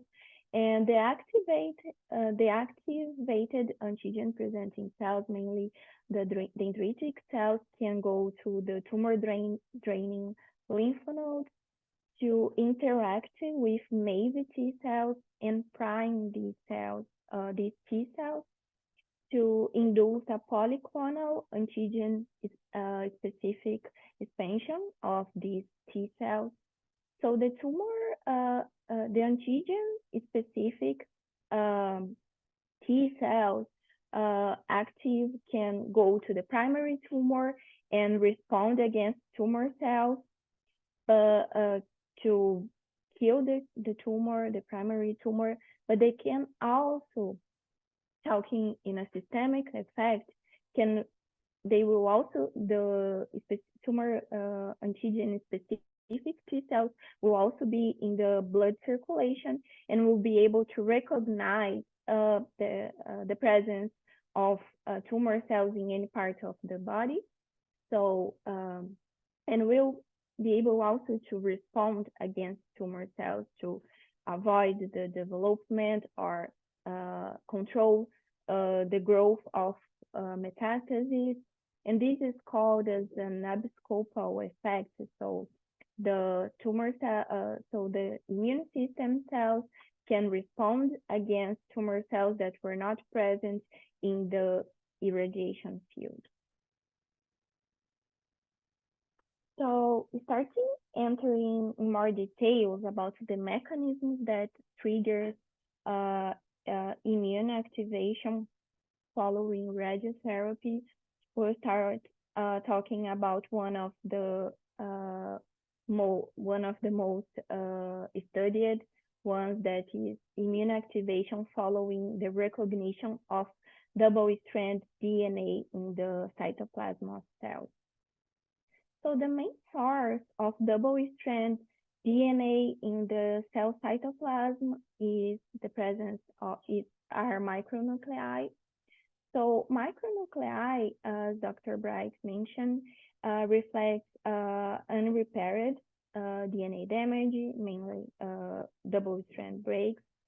So radiation that we saw in the previous presentations, that radiation induces a lot, ionizing radiation induces a lot of double-strand breaks, and how it can be affected by the different types of radiation, LDT, and so on. But so the presence of double-strand break that were not repaired and so there were not rejoined in DNA can originate micronuclei when the cell cycle progresses through mitosis. And the micronuclei are small DNA containing nuclear structures that present a very fragile membrane that can easily rupture and release double-strand DNA in the cytoplasm. So the double-strand DNA in the cytoplasm is quite immunogenic because it can be sensed by the C-gas protein, which is an enzyme, the cyclic GMP-AMP synthase. After recognition of double-strand DNA and its activation, C-gas promotes the formation of C-GAM that can also stimulate the stimulator of interferon genes, also known as STING. After activation, STING recruits the TBK1 and phosphorylate the interferon regulatory factor 3, IRF3, that can translocate to the nucleus of the cells and induce the expression of type 1 interferon, which are the main source of anti-tumor immune response. So in an overall view, type 1 interferon can induce promote a better tumor antigen presentation, since it can increase the expression of tumor antigen in irradiated tumor cells, and also can enhance the presentation of the tumor antigens to TCD8 cells, which are the main type of lymphocyte important to kill cancer cells. So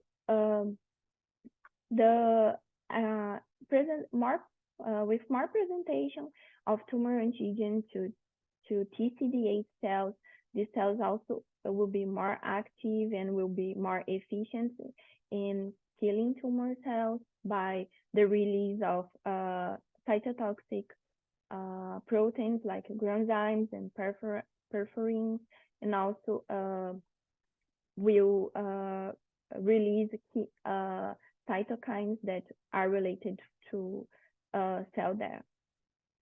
So in a more detailed view, in this figure here, we can see how following double-strand DNA sensing and cGAS activation, how this pathway can be activated both in tumor cells, but also in dendritic cells, and its consequence, the consequence of these activations for an anti-tumor immune response.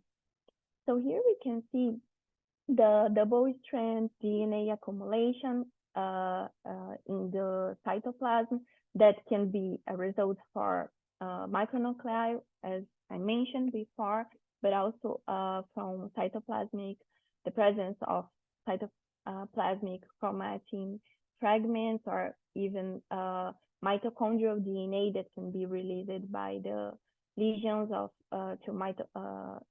as a consequence of and alteration of its permeability and release of mitochondrial DNA in the cell cytoplasm. So first, we can see that the double-strand DNA can be exported by exosomes and can be transferred to dendritic cells, which will make these double-strand DNA be able to induce cGAS activation and STING and type 1 interferon production in dendritic cells as well. So we'll have both the tumor cells and dendritic cells producing type 1 interferon, which will also help to the activation of dendritic cells to be able to release more cytokines and also present more tumor antigens to the cytotoxic T cells. Also, another mechanism that is shown in this figure is the transfer of cGAP through gap junctions to the dendritic cell, also representing another way of IRF3 and type 1 interferon activation and induction in these cells.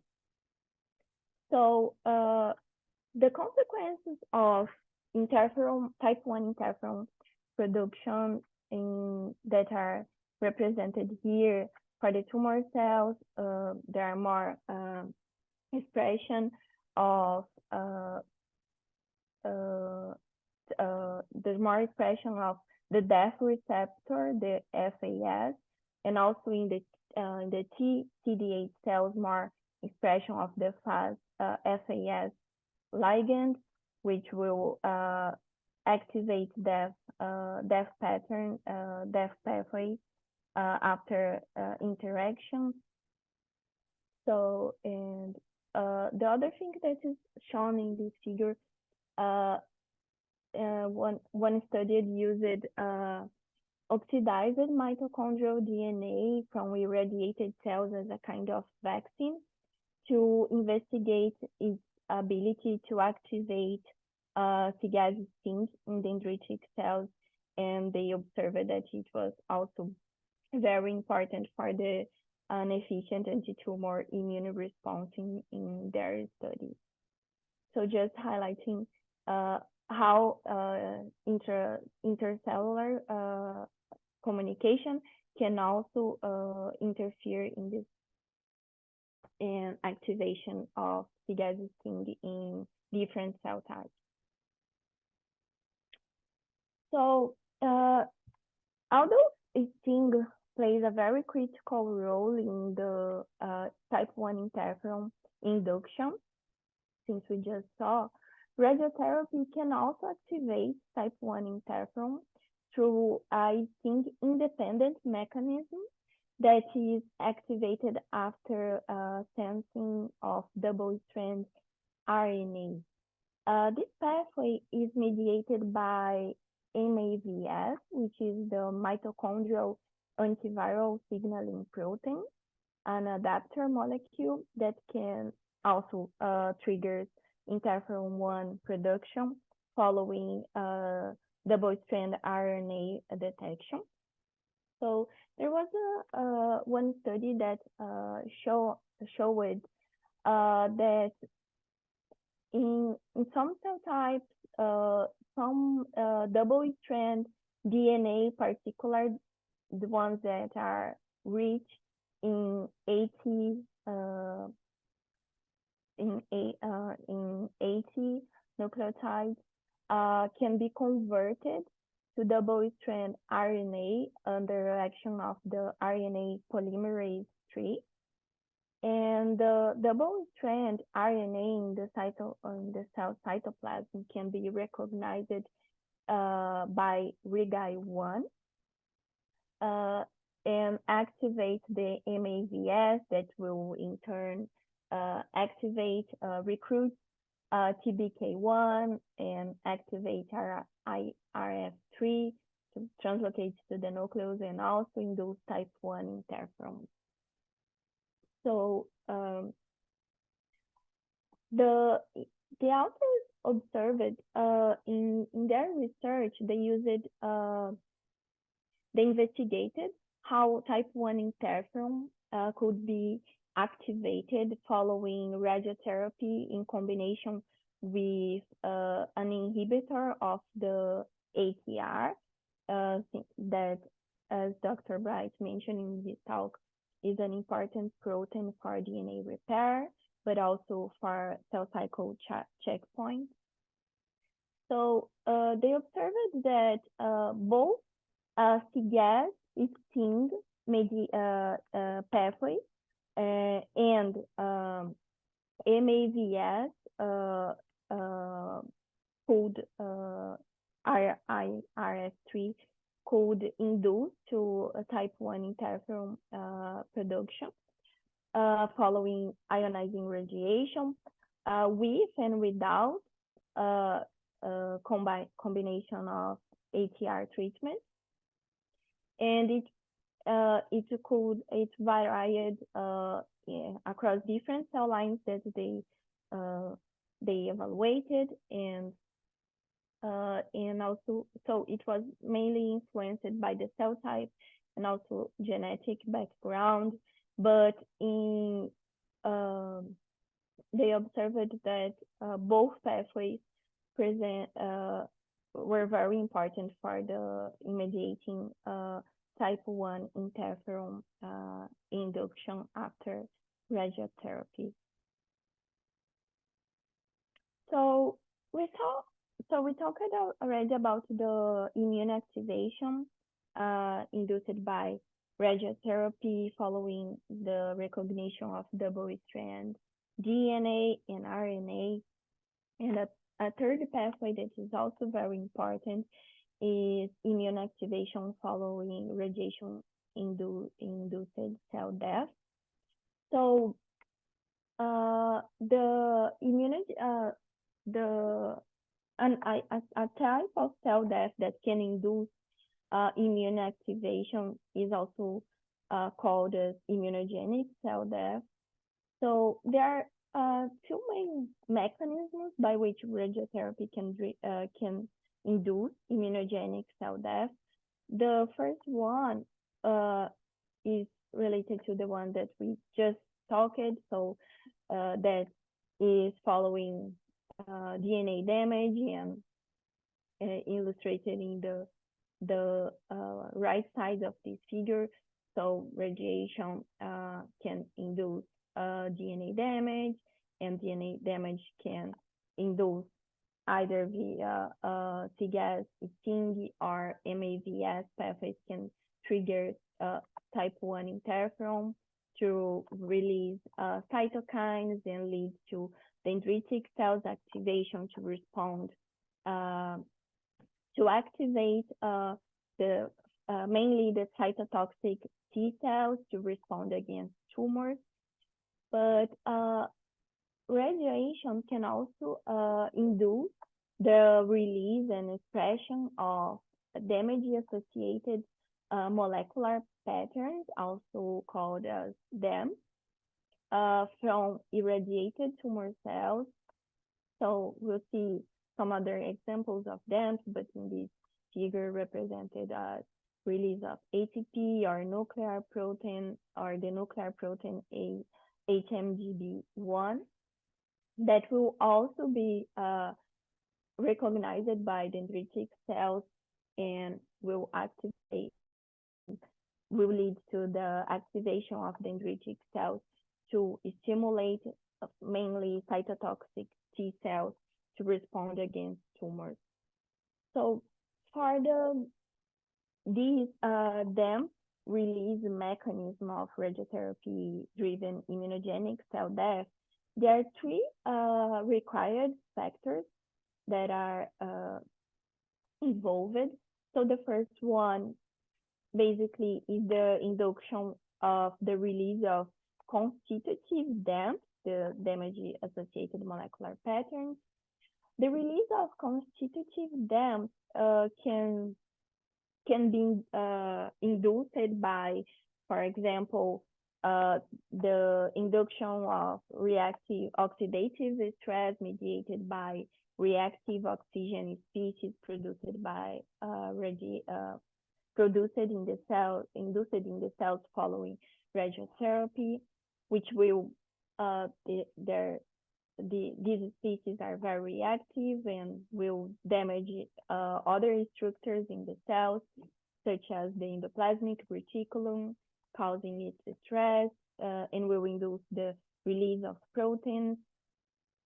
So, and will induce, for example, the relocation of calreticulin from the endoplasmic reticulum membrane to the plasmatic membrane, which will be recognized by immune cells as a DAMP. Reactive oxygen species can cause also damage to other intracellular membranes, like mitochondrial membrane, nuclear membranes, and alter its permeability, and will induce the release of nuclear proteins or ATP, or also heat shock proteins exposure, that are all considered as DAM. Also, radiation can also induce the release of inducible DAMs that are some chemokines or cytokines that are produced after some stress is recognized, so are inducible following some damage is induced, so are inflammatory DAMs. And the third important factor is the presence of tumor-associated or tumor-specific antigens.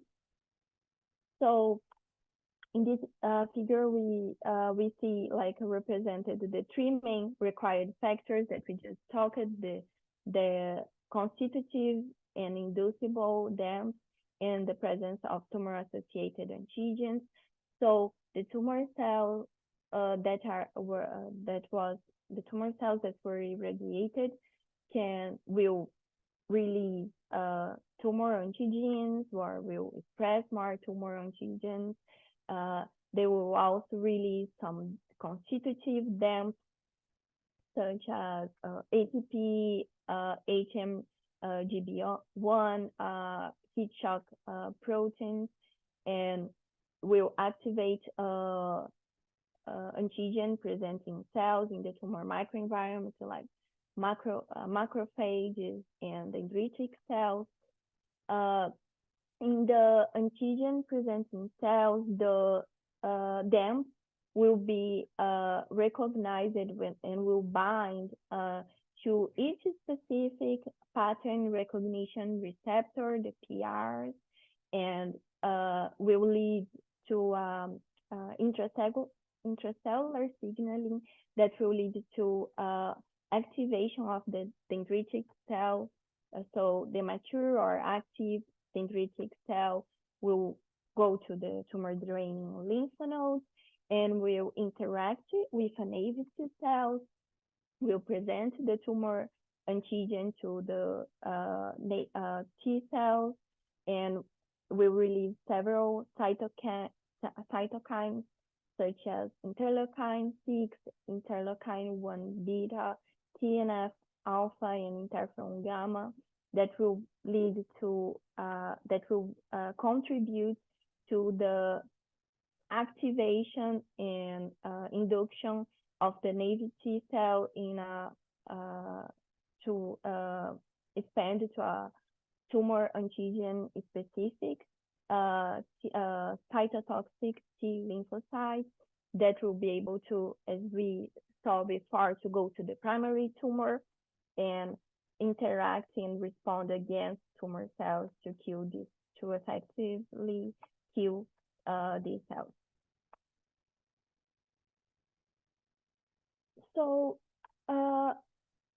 there are several different types of cell death, right? So there are different cell death patterns, and radiotherapy can induce several different types of cell death. And there's the different types of cell death present different immunogenic potential. So the main factors that interfere in the death pattern that is induced by radiotherapy include the cell phenotype and phases of the cell cycle, because it do affect the radiosensitivity of the cells. Also, the dose of radiation. So in general, extremely high doses of radiation will be a very destructive effect. So it will be very hard to find a specific response of the cell with extremely high doses. So the effect will be, it will be mainly a passive form of cell death, which is mainly related to necrosis. And also, it's very hard to, mainly because of the extensive effects of radiation and like the several different responses that it can induce in the cells, it's very hard to identify and to clearly say which type of cell death is being activated. Also because several the different cell types, cell death types present can share initial activation molecules and also signaling molecules that will help to activate more than one pathway at once. So, but even knowing that, I wanted to highlight some of the different cell death pathway types or death patterns that can be induced by radiation, and they are presented in this table. So the different death patterns are presented. Also, here we can see what is the effect of radiation that is related to the activation of the specific death pattern, and also what are the most important characteristics of each cell death pattern, and mainly in terms of immune activation. So starting highlighting what are the most immunogenic types of cell death. The most one is for sure necrosis. That is, as I briefly mentioned, is a passive type of cell death. So it's more related with the wide destruction of different intracellular structures, and is the cell activate any important pathway because it's a passive form of cell death, but there are release of intracellular content which will lead to exposure of several DAMPs and will be highly recognized by immune cells. That's why it's the most immunogenic one. The second one is ferroptosis.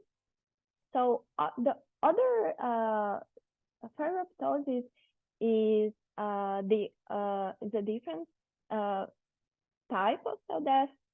Is different from necrosis, but it presents a necrotic-like pattern. So as necrosis, there's also exposure of intracellular content, and it's also very immunogenic. It's mainly induced by radiation effects on lipid peroxidation. So, and also it's more stimulated in the presence of iron, and that increases a lot the lipoperoxidation through the reactive oxygen species accumulation. Necroptosis is similar to necrosis. Is not illustrated in this table, but we'll talk a little bit about it in the next slide, probably. So the other important pathway is the pyroptosis. It also presents a necrotic-like pattern through the release of cellular content, and it's mainly related to radiation ability to activate the NaLP3, also known as inflammasomes, and which leads to the formation of pores in the membrane, leading to cell swelling and exposure of intracellular content. The less immunogenic type of cell death is for sure apoptosis. So it's an active death where the cells actively respond against the insult and prepare and trigger mechanisms for cell death. So it's mainly induced by radiation-induced perturbations in the intracellular microenvironment that will alter the permeability of the mitochondrial membrane, pro-apoptotic proteins rather than the anti-apoptotic proteins, but it can also be induced by extrinsic mechanisms such as radiation effects on the stimulation of TNF receptors and or other death receptors that will also induce lead to cell apoptosis. So in this pathway, the cells, the intracellular content is divided in apoptotic bodies and will be the apoptotic bodies will be removed by the phagocytes, mainly macrophages, without any significant induction of an inflammatory response.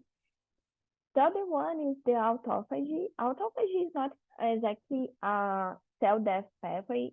It's more a adaptive process where the cells can digest intracellular organelles or proteins that suffer damage and can be reused some components or energy from these organelles to keep the cellular homeostasis. But autophagy can induce cell death if the damage is really extensive. But autophagy is not quite related to it's not also much immunogenic. However, it's important to highlight that non-lethal autophagy play a role on ATP release that, as we just saw, is DAM. So it can be immunogenic through the release of ATP. And the other one, the last one, is the mitotic catastrophe that is a type of cell death where that's also when the cells go and the cells suffer, the cells die during mitosis due to a lot of DNA damage. It's not that much immunogenic, but there's also senescence that's also related to this. In the senescence case, the cells don't die, but they irreversible undergo cell cycle arrest. And during senescence, it's possible to have more T-gas-STING mediated interferon type 1 interferon induction. So it also presents some immunogenic ability. So talking a little bit about some of these pathways that present a necrotic-like pattern. So here in this figure, it's illustrating how radiation can induce mitochondrial permeability transition-driven necrosis or partenatals or necroptosis. So radiation affects some reactive oxygen species and damage to membrane organelles can alter, like endoplasmic reticulum. It's a good source, intracellular source of calcium, and mitochondrial membrane, which is also a good source, mitochondria, which is also a good source of calcium, can alter the levels of calcium in the cytoplasm, which will be responsible for the activation of different proteins that will degrade membrane, DNA, and will definitely alter the mitochondrial permeability. So it will induce a permeable transition for complex in the mitochondrial membrane, which will interfere in the mitochondrial ability of produce and generate ATP, which will have a consequence for the bioenergetic of the cell, and will also, like, so the cells with damage to the cells that cannot produce ATP and damage to several intracellular membranes will die, through necrosis, so there will be the cells cannot recover, and there will be a release of intracellular content. So the other one, the peritoneals, that is mediated by overactivation of PARP, which is, as Dr. Bright mentioned, is an important protein for DNA repair. During pyrylation, that's the main function of PARP. There is depletion of NAD, which is also, and the depletion of NAD levels will also impair the metabolism of the cells, and also will imply in the ATP production. So the cells can also not recover. And necroptosis, that the other one that is illustrated here is necroptosis. That's also that's mediated by activation of TNF receptor 1, and to recruit RIPK1 and 3, the also known as the necrosome, and also induces the formation of pores in the membrane that will alter the membrane permeability and will exposure will lead to the exposure of intracellular content, which is quite immunogenic.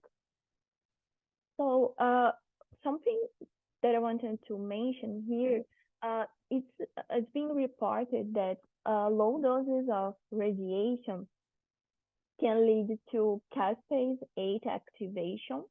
So the caspase-8 activation will induce cell death through apoptosis instead of necroptosis, because caspase-8 will cleavage RIPK1 and block which blocks necroptosis, while higher doses of radiation are being reported to decrease caspase-8 activity, so will induce more will favor necroptosis. So just exemplifying some difference that can be observed mechanistically according to the dose of radiation. So similarly, pyroptosis and ferroptosis also present necrotic-like patterns. So in pyroptosis, it's mainly induced by radiation stimulation of NALP3, the inflammasome, and also induce the formation of pores in the membrane, in the cytoplasmic membrane. So which is exposure intracellular content, and ferroptosis that is mediated by high levels of iron and reactive oxygen species that will induce lipid peroxidation and trigger ferroptosis with also exposure of intracellular content and immune activation. And just finally, just highlighting, talking a little bit about apoptosis that I mentioned. It's the less immunogenic pattern of cell death. Apoptosis can, at some degree, especially in the initial phase, in the initial stages, can lead to Cgas-Sting induction, mediated interferon type 1 induction through the mitochondrial, through the release of mitochondrial DNA. However, when caspase-3 is activated, that is an execution, caspase during apoptosis, it can degrade Cgas, IRF3, and decreasing the immunogenic potential of apoptosis. Apoptosis can also induce the release of immunosuppressive cytokines like transforming growth factor beta 1, TGF beta 1, So just an overview and to summarize the local and systemic effects of radiotherapy and how it implies in the radiotherapy-driven immune activation.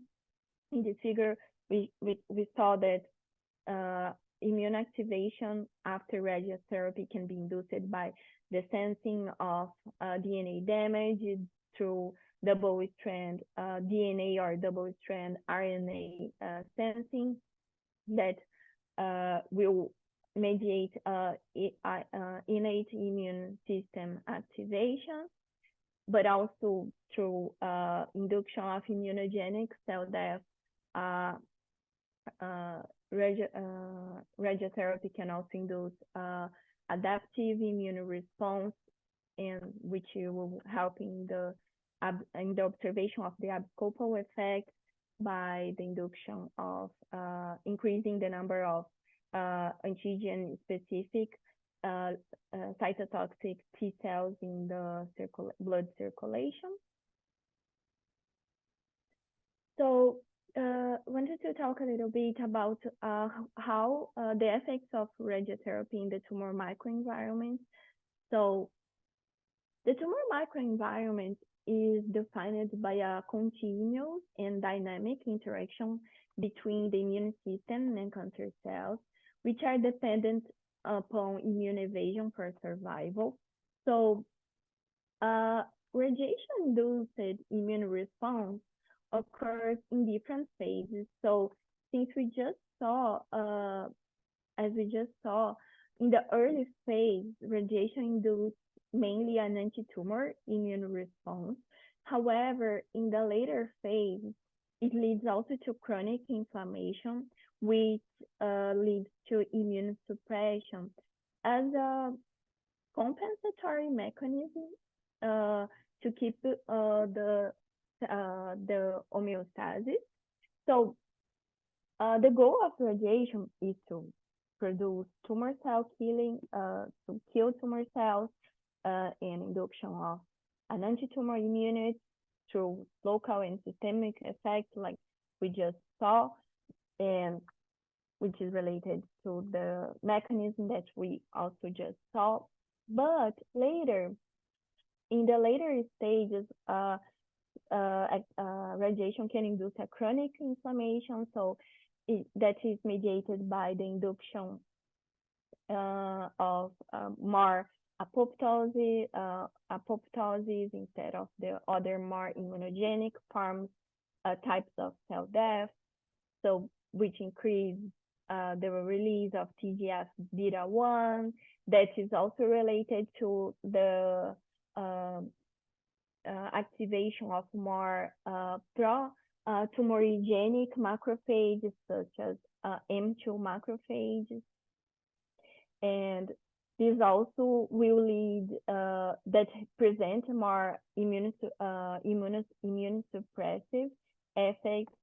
So also can induce radiation can also induce the expression of immune checkpoint molecules such as the program death ligand 1, PD-L1, which is a inhibitory molecule. So PD-L1 is expressed in tumor cells, and its receptor is expressed in T cells. And after the interaction of PD-L1 and PD-1, and the T cell is inhibited, so it does compromise the T cell ability to kill the tumor cells. So this is actually the basis for the combination between radiotherapy with immune checkpoint inhibitors that will block either the PD-1 in the T cells or the PD-L1 in the tumor cells. And we'll talk a little bit about that later. So radiation can induce a lot of stimulatory effects like we saw in T cells, and so radiation can sensitize tumor cells to T cell toxicity through the increased expression of the major histocompatibility complex 1, MHC1, and also inducing the DEF receptor, the FAS DEF receptor in tumor cells that will also be responsible to helping the increased cell death. Also through the induction of several cytokines that will support T cell function, expansion, and differentiation. Radiation can also increase T cell infiltration into the tumor microenvironment by the promotion of the release of chemokines and also vascular adhesion molecules that will help in the recruitment of T cells. Also, radiation can upregulate natural killer ligands on cancer cells that will increase the natural killer's cytotoxic potential against tumor cells. And it also presents a very immunostimulatory effects on dendritic cells and macrophages through the stimulation of the release of them that will help in the activation of these cells. But as a compensatory mechanism, as I mentioned, aiming to maintain the homeostasis, the balance, radiation can also induce rebound immunosuppression, such as the induction or upregulation of PD-1 on T cells or PD-L1 in tumor cells that I just mentioned. Other mechanism of immunosuppression that can be induced by radiation are mediated by the upregulation of IDO1, which is an enzyme that catalyzes the initial step of tryptophan and the essential amino acids in the its degradation along the kynurenine pathway, which induces tryptophan starvation and several immunosuppressive catabolites that present as a consequence T cell suppression, induction of T regulatory cells, myeloid derived suppressive cells, and also tumor-associated macrophages that are most pro-tumorigenic. These not mentioning the lymphopenia that can be induced by radiotherapy, considering that lymphocytes are particularly radiosensitive. But as I briefly mentioned, the immunosuppression of radiation also can be used, we can take advantage of it by combining radiation with other therapies, such as immune checkpoint inhibitors. But radiation can also be combined with DNA repair inhibitors, like Dr. Bright mentioned. The main rationale for combining radiotherapy with DNA repair inhibitors is, as we know, that DNA damages present a very good potential to activate immune system mainly through the cGAS-STING pathway. The association of radiotherapy with DNA repair inhibitors will further increase the DNA damage.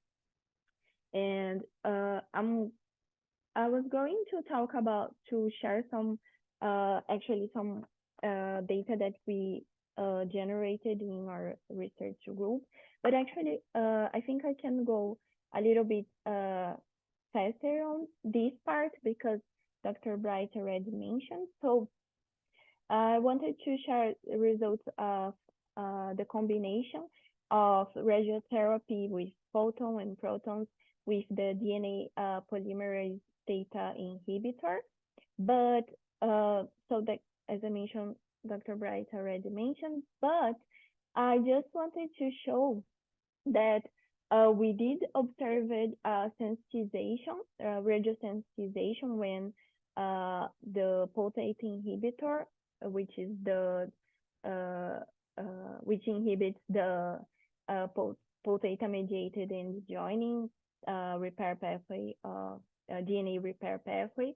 Besides observing the DNA, besides observing radiosensitization with the drug, we also observed that the association with radiation and the drug significantly increased the generation of micronuclei, and these micronuclei, the colocalization between micronuclei and gas, which shows that micronuclei were the combination of radiotherapy with the DNA repair inhibitor, in this case, the potate inhibitor, increased the unrepaired DNA damage, the formation of micronuclei, and its detection by C-gas, which is a promising result for immune response activation. So I wanted to talk a little bit about the combination of radiotherapy with immune checkpoint inhibitors. So the rationale for this combination is to overcome the radiotherapy-induced rebound immunosuppression, as we saw. So I wanted to share some results that related to our own experience, where we combined radiotherapy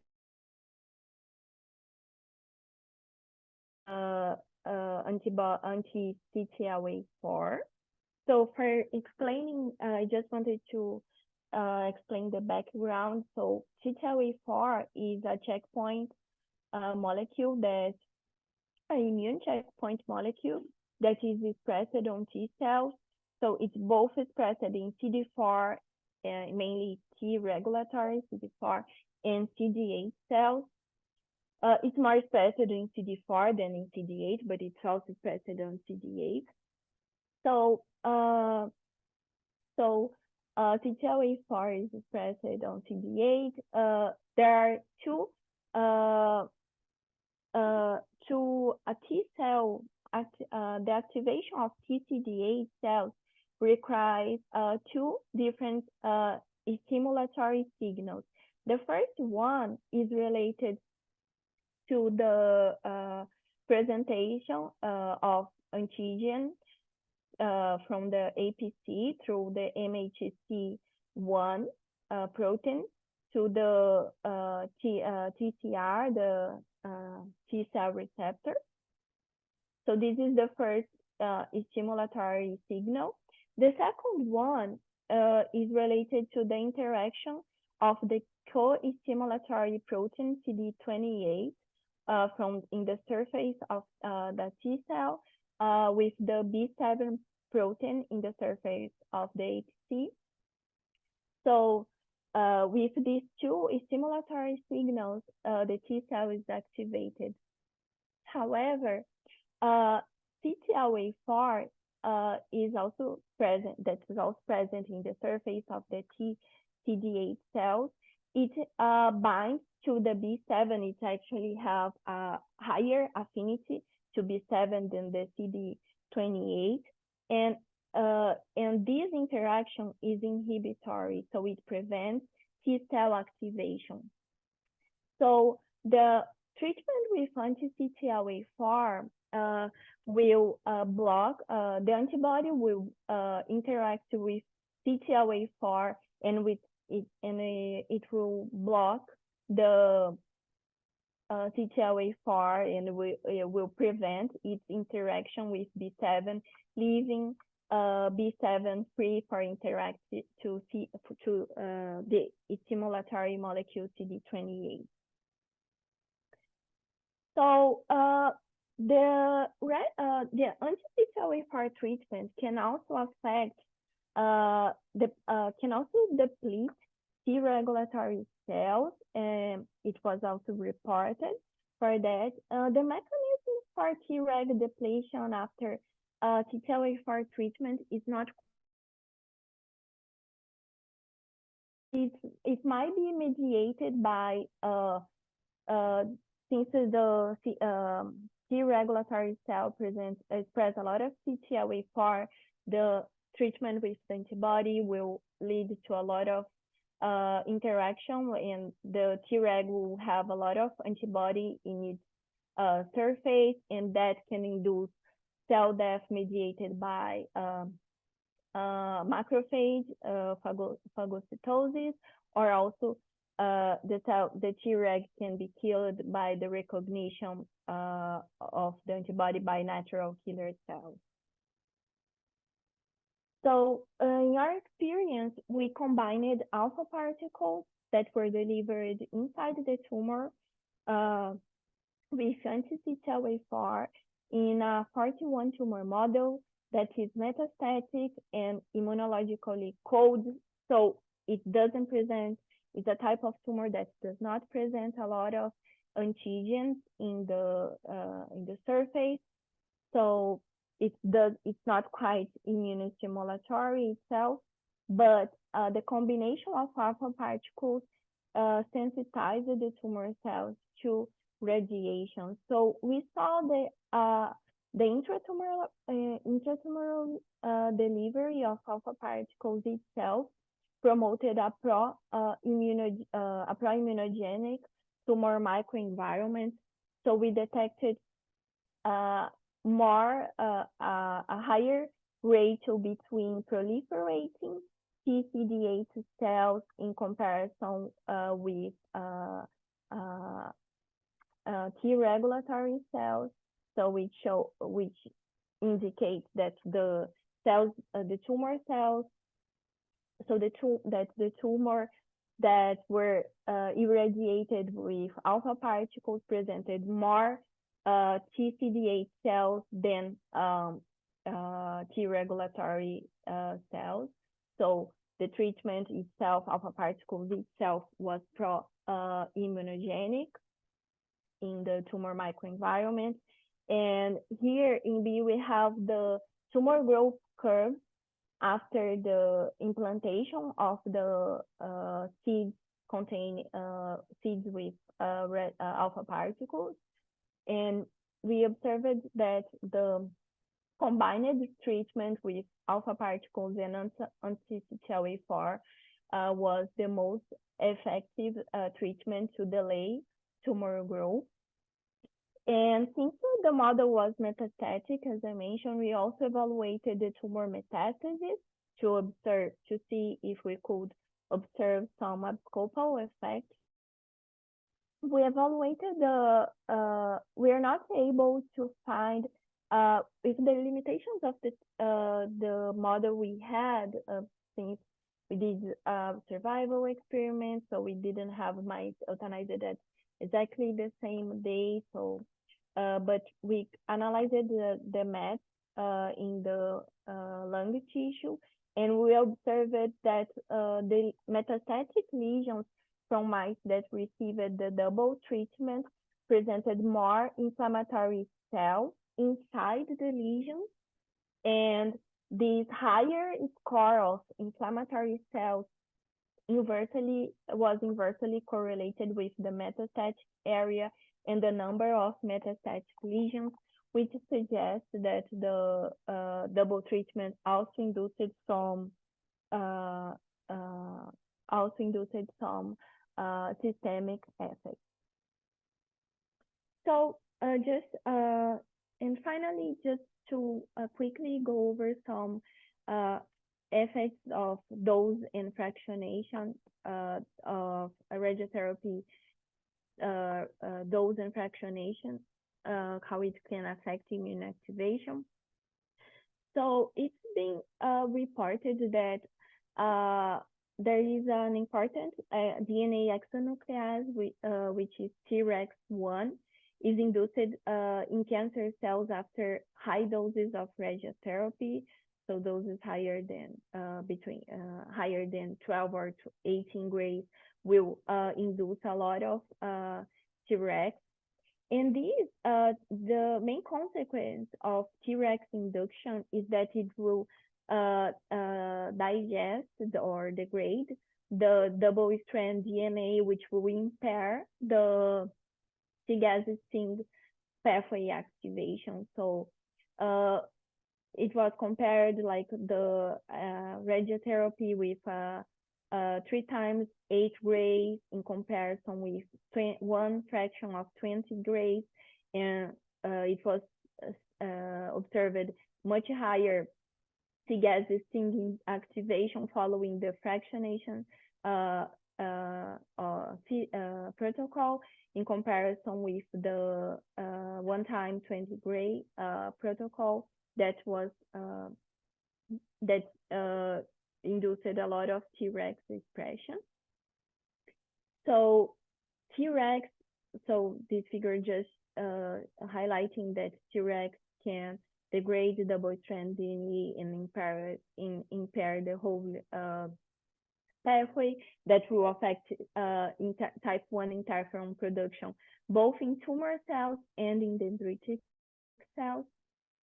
So in terms of how radiotherapy dose and fractionation can affect immunogenic cell death, we briefly went over this. So it's not quite known so far, but it's what is known is that higher doses of radiation can induce more DAMP release, because it will tends to induce a more passive type of cell death, while lower doses will induce more DNA damage, and the DNA damage or RNA double-strand RNA mediated immunogenic cell death. So also higher dose, like higher doses, more higher than 25 gray, were related to be more to promote more tumorigenic macrophage, M2 macrophage, which is also immune suppressive, while lower doses were reported to stimulate more M1 macrophage that are the mainly responsible for the production of an important enzyme in the anti-tumor immune response. So in terms of combining radiotherapy dose and fractionation with combined therapies, in breast and colon cancer, it was reported that multiple fractions were superior to a single ablative dose in combination with anti-CTLA-4. So if we consider, in terms of the schedule, if we consider that radiation initially induced a pro-inflammatory response, and later it induces a more immune suppressive response, probably the best schedule for combined therapy aiming a better immune modulation is the period post-radiotherapy, where a pro-inflammatory response dominates.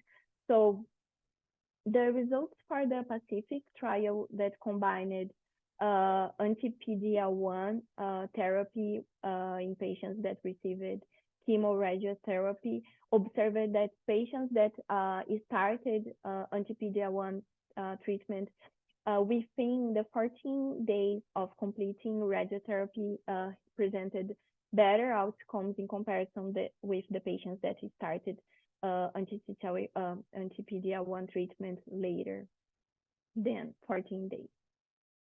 To summarize, this is my last slide.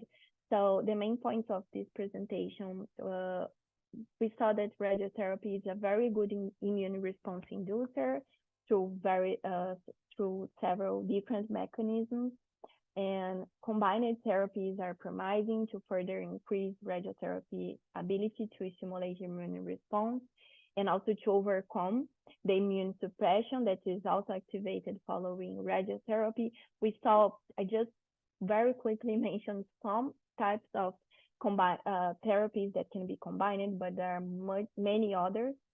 And the main point is there is still a need for a solid foundation of data to be built in terms of preclinical and clinical studies to help in the development of ideal strategies to combine radiotherapy with other therapies, exploiting different doses, fractionations, schedules, and also different types of radiotherapy. Since we saw in all the sections today that the process is very complex. So I would like to thank all the lab and the institution and funding agents and also all of you for the attention. And I make myself available for questions. Thank you so much, Dr. Marinello. I think we have a question in the Q&A. I don't know if you have access to the Q&A, but otherwise I can read it for you. Yes, so let's see.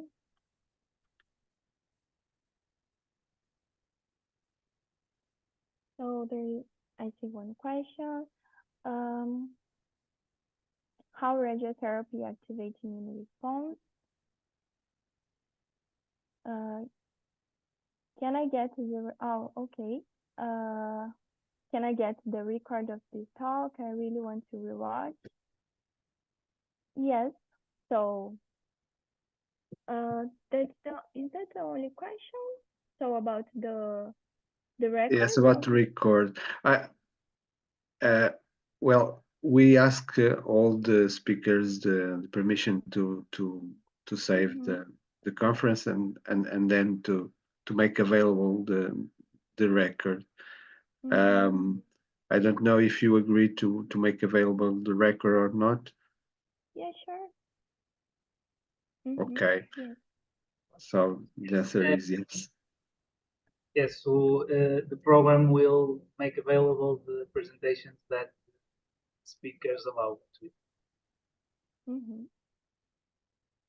Okay. Okay, thank you again, Dr. Marinello, for your presentation. It was very complete.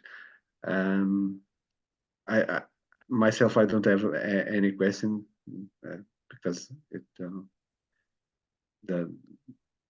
the issues is not in my area, so I'm not able to formulate a good question for you. Sorry for that. No worries at all. Okay. Okay, so we finished now the session for today, and we finished our online advanced course in biomedical imaging. Thank for all the attendees, and I'm going to switch to Portuguese because I have an information to give to some attendees. Olá, nós a seguir a esta sessão existe uma outra sessão relativamente aos alunos que estão a fazer avaliação. Vocês entretanto receberam um mail e portanto por favor liguem só ao novo link. Pronto, passo a palavra para ti, Eurico. Okay, thank you, Professor Francisco. I would just like to thank to our speakers, to Dr. Sawakushi, Dr. Marinello, and Dr. Bright. To all the participants, I would like to thank your participation in the name of the Faculty of Medicine of the University of Coimbra, and also for the UT Austin Portugal program. We thank for your participation and hope to see you again next year. Thank you very much to you all.